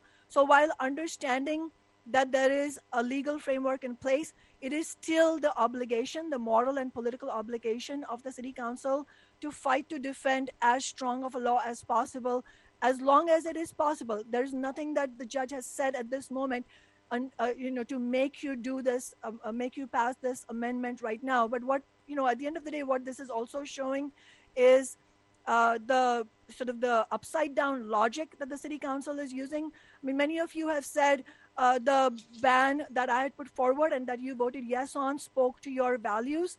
If that spoke to your values, then it is mind-boggling to me and completely counter logic for you to say that because that ban wasn't enforceable given the legal framework, that you're not going to water it down and hope that that is going to hold the police accountable. If the injunction that was placed at the behest of BLM wasn't able to hold the police accountable, why do you believe that watering this down will hold them accountable? All of this reveals is that the police are not being held accountable, but as long as the city's establishment, the political establishment, kowtows to them by watering down what we have passed rather than fighting every inch of the way to defend it, the message to the police is, you can still do what you want. You can send 5 of your officers to a horrendous far-right violent protest, and a few weeks after that, the city council will water down the ban that existed since last summer instead of fighting to enforce it. My message ultimately is not to the city council. Unfortunately, it is to ordinary people who are watching this. We have to understand this is, again, yet another example of how we cannot rely on political establishment, however progressive their words might be. We will need a resurgence of street protests of Black Lives Matter this year, and we will need a real grassroots mass movement and class struggle-based fight back to really ensure what we need, that we get what we need. And all of history shows that laws in the courts follow fighting mass movements on the streets, not vice versa. Thank you. Thank you, Councilmember Sawant. Just looking to see whether or not there are any other speakers here before I call the vote. And if not, I just want to say that we are unified in our desire to have a regulation on the books as it relates to the use of less lethal weapons. I prefer to focus on our shared goal. We have a difference of opinion of what the path is for that shared goal. I think ultimately we have an obligation to listen to the public, take their input, and develop policy, and to do everything we can to govern. And if we just send back a bill that looks very much like the bill that we sent the judge in June, if we send another version of that, I think we are failing to govern, and that is ultimately our responsibility here as it relates to our shared goal of getting a regulation on the books related to the limitation of less lethal weapons. And with that, Alex, do you mind calling for the vote, please? Yes. On Amendment 1. Yes. Voting on Amendment 1, Council President Gonzalez. Aye. Councilmember Lewis. Aye. Councilmember Morales. Yes. Councilmember Sawant. No. Councilmember Herbold. Yes. 4 in favor, 1 opposed. Thank you, Alex. Now moving to Amendment A. Lisa, before I invite Councilmember Sawant to make a motion, can you remind us, my understanding is that not all of these can pass, only one of them can. And I'm just, given that we just voted for Amendment 1, does that put any limitations on what version of Amendment A, B1, or B2 are in play right now? No, it doesn't. I would just recommend that the motion include language directing staff to harmonize this with Amendment 1. It would make some technical changes so that the language that says in a nonviolent demonstration or rally would be consistent with the violent public disturbance language, wherever that is used, which I believe comes up in B1 and possibly. Thank you, Lisa. B2. Yes, it comes up in B2. Much appreciated. Councilmember Sawant, I hand it to you to make your motion. Thanks. I'll just say that this is, just to clarify, this amendment is about enforcement of the ban and has nothing to do with any statement made by Judge Robart and the consent decree. I move Amendment 4A. Is there a second? Hearing no second, would you like to move the next version? The same thing applies here. This is about the enforcement, nothing to do with the consent decree. So I move Amendment 4B2. Sorry, 4B. I'm sorry. 4B1, is it? 4B1. Thank you. Is that, yeah, sorry. That's okay. Is there a second for 4B1?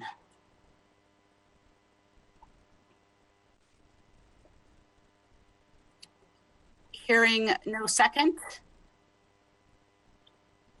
We'll move on to the last version of Amendment 4, please. I move Amendment 4B2. Thank you. Is there a second for Amendment 4B2? Okay, hearing no second for 4B2. Let's move on to the next amendment, please. The next amendment is the Amendment 5. We have 2 more to go. Amendment 5 relates to additional restrictions on pepper spray. I move Amendment 5. Is there a second for Amendment 5? Hearing no second for Amendment 5. Let's move on to Amendment 6, please. I move Amendment 6. Thank you. Is there a second for Amendment 6?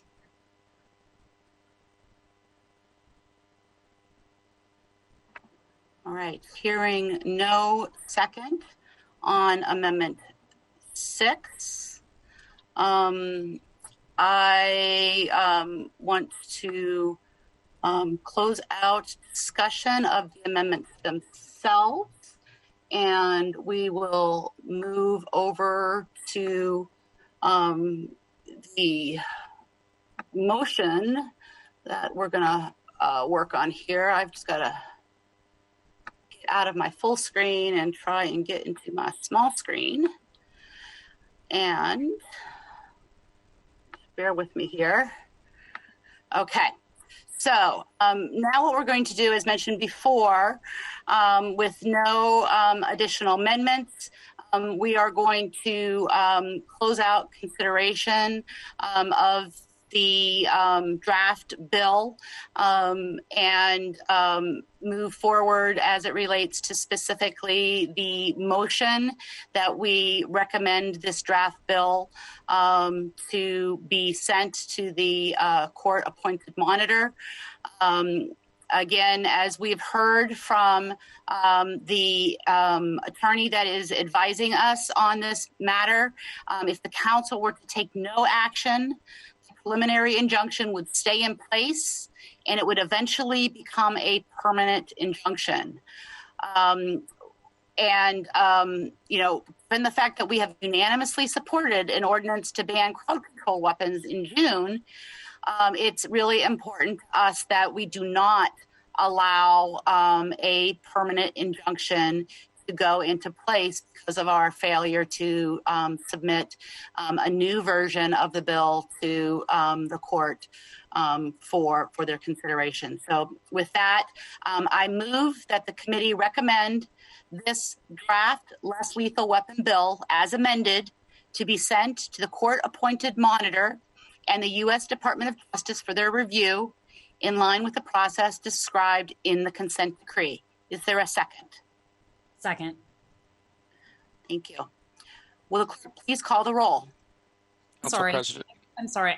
Sorry. I didn't realize we were closing out debate. I wanted to have an opportunity to speak to the full bill. Council President Gonzalez. Thank you so much, Councilmember Herbold. I'm sorry, I didn't want to make general comments about the effort here until we were at this point, so I appreciate an opportunity to take a pause here before we call the roll on the motion before us, so I appreciate that opportunity. I want to thank you all for your thoughts and comments on this really important but complex issue related to the regulation of Seattle Police Department's use of less lethal weapons for crowd control management purposes. The facts that led up to the consideration of this bill, which purports to regulate the Seattle Police Department's use of less lethal weapons to control crowds, are widely available to the public.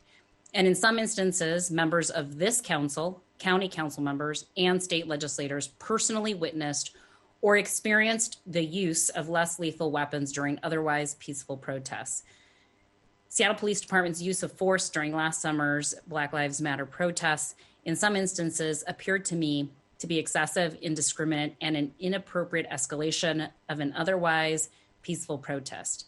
Indeed, recently completed investigations by the Office of Police Accountability delivered several sustained findings for excessive use of force stemming from the department's inability to regulate the use of less lethal weapons during the Black Lives Matter protests in the summer of 2020.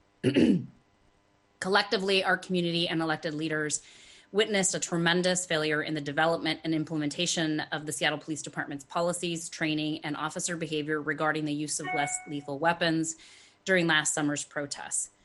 All this led me to believe that it was necessary for the council to intervene by passing legislation addressing the use of less lethal weapons for controlling protests during the summer of 2020 and beyond.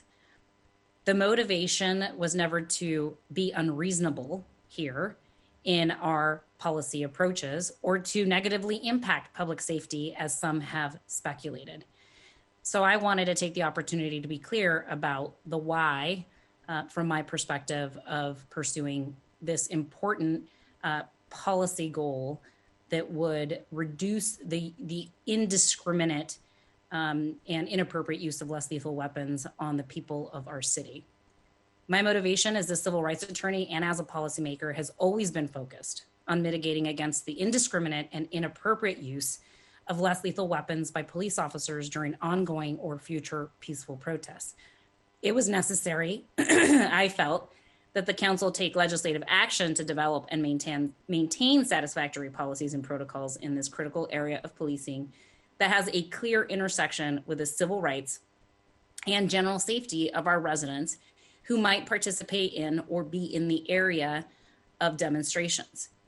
We have heard from subject matter experts, including the Seattle Police Department, that in some cases, less lethal weapons, while causing harm, can be an important de-escalation tactic. Those same subject matter experts have opined that less lethal weapons were invented so that officers do not use deadly or more serious types of force that would inflict more significant harm. Again, those same experts have opined that a blanket ban on all less lethal weapons could result in greater uses of force. So what does that mean for us?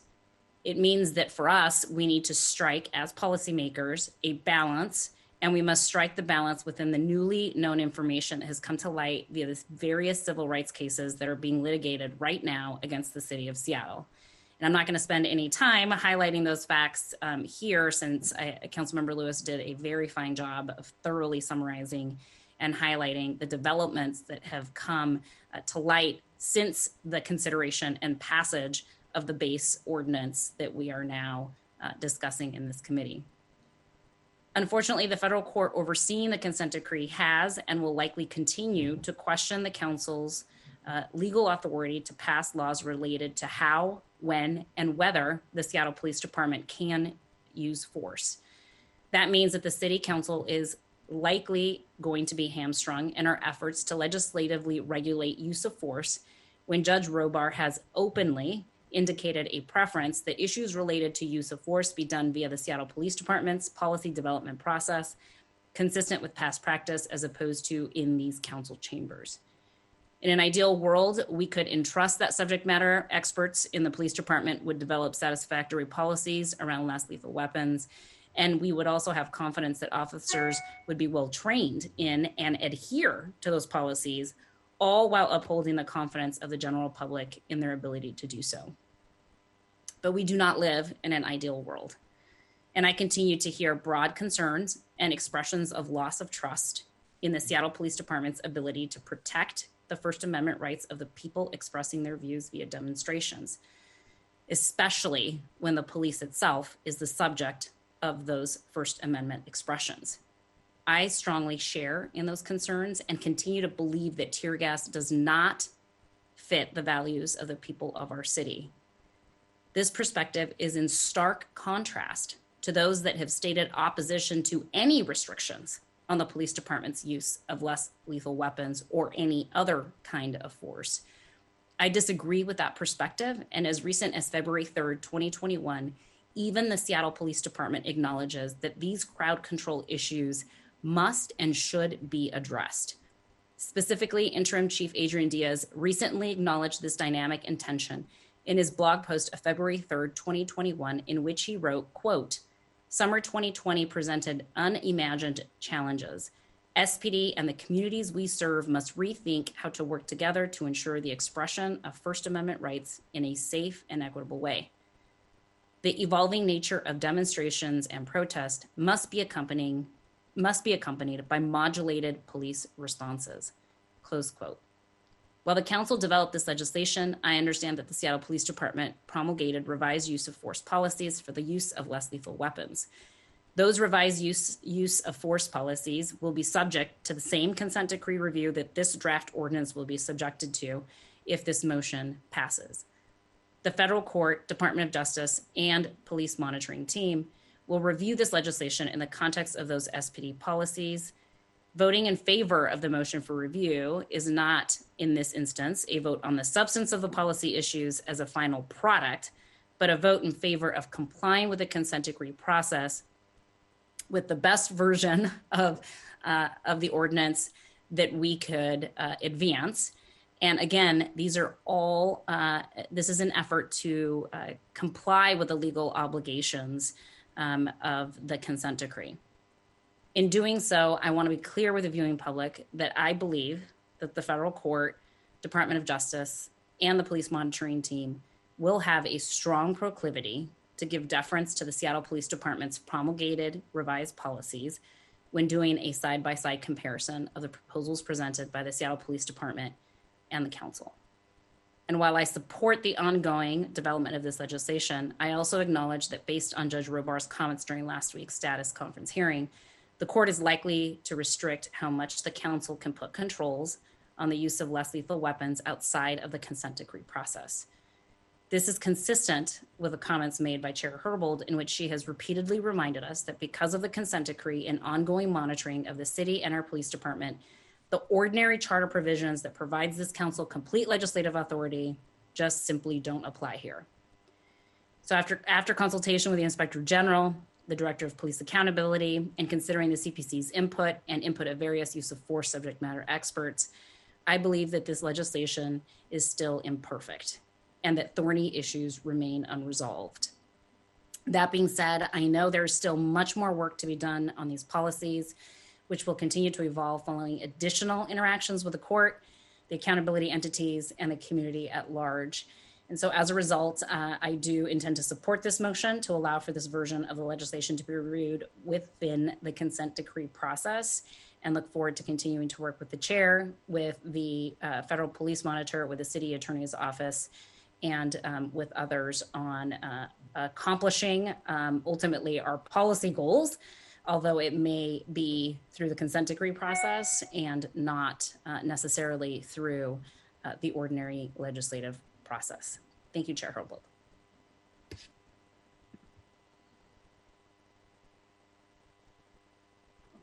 Thank you, Council President Gonzalez. Councilmember Sawant, I see your hand is raised. Thank you. I'll just briefly speak to the final vote here. This legislation punches massive loopholes into the protections against militarized crowd control weapons being used by the police against peaceful protest movements. It even removes the ability to enforce the ban on militarized crowd control weapons when the police break the law, even with all the loopholes. The council should fight to enact the crowd control weapon ban our movement won last summer, not water it down. In fact, the council could just wait for the consent decree to end so the legislation that our movement won, which is currently part of the Seattle Municipal Code and is only under a temporary injunction, can go into effect. Ultimately, though, the message is, as I said before, for ordinary people to mobilize on the streets in their workplaces and build mass movements independent of the political establishment and the legal system, because these systems are organs of the capitalist state and are not meant to be fighting for ordinary people, and that's what we have to do. And for now, I will be voting no on these loopholes. Thank you. Thank you, Councilmember Sawant. And I don't feel the need to close out debate with additional remarks. Feel that all the issues have been fully covered. And again, my interest in moving this draft bill forward is not out of belief that it's the perfect bill, the perfect regulation, but I strongly believe that we have a shared interest on this council and with the public, and we have a responsibility to govern under the constraints that we're under, and recognize that many of us joined together in asking that the city attorney last summer withdraw the motion to come out from under the consent decree, and we do not know. It is an unknowable thing for how long we will be under the consent decree at this point. So with that, clerk, can you please call the roll? Council President Gonzalez. Aye. Councilmember Lewis. Aye. Councilmember Morales. Yes. Councilmember Sawant. No. Councilmember Herbold. Yes. 4 in favor, 1 opposed. Thank you, Alex. The last item on our agenda, again, as I mentioned at the start of the meeting, is being held. I realize item number 3 on our agenda, after the vote on the Seattle Fire Code update, I realized that I did not make a motion or receive a second before asking the clerk to call for the roll call vote. So, Alex, can you again read the short title of Council Bill 1199-96?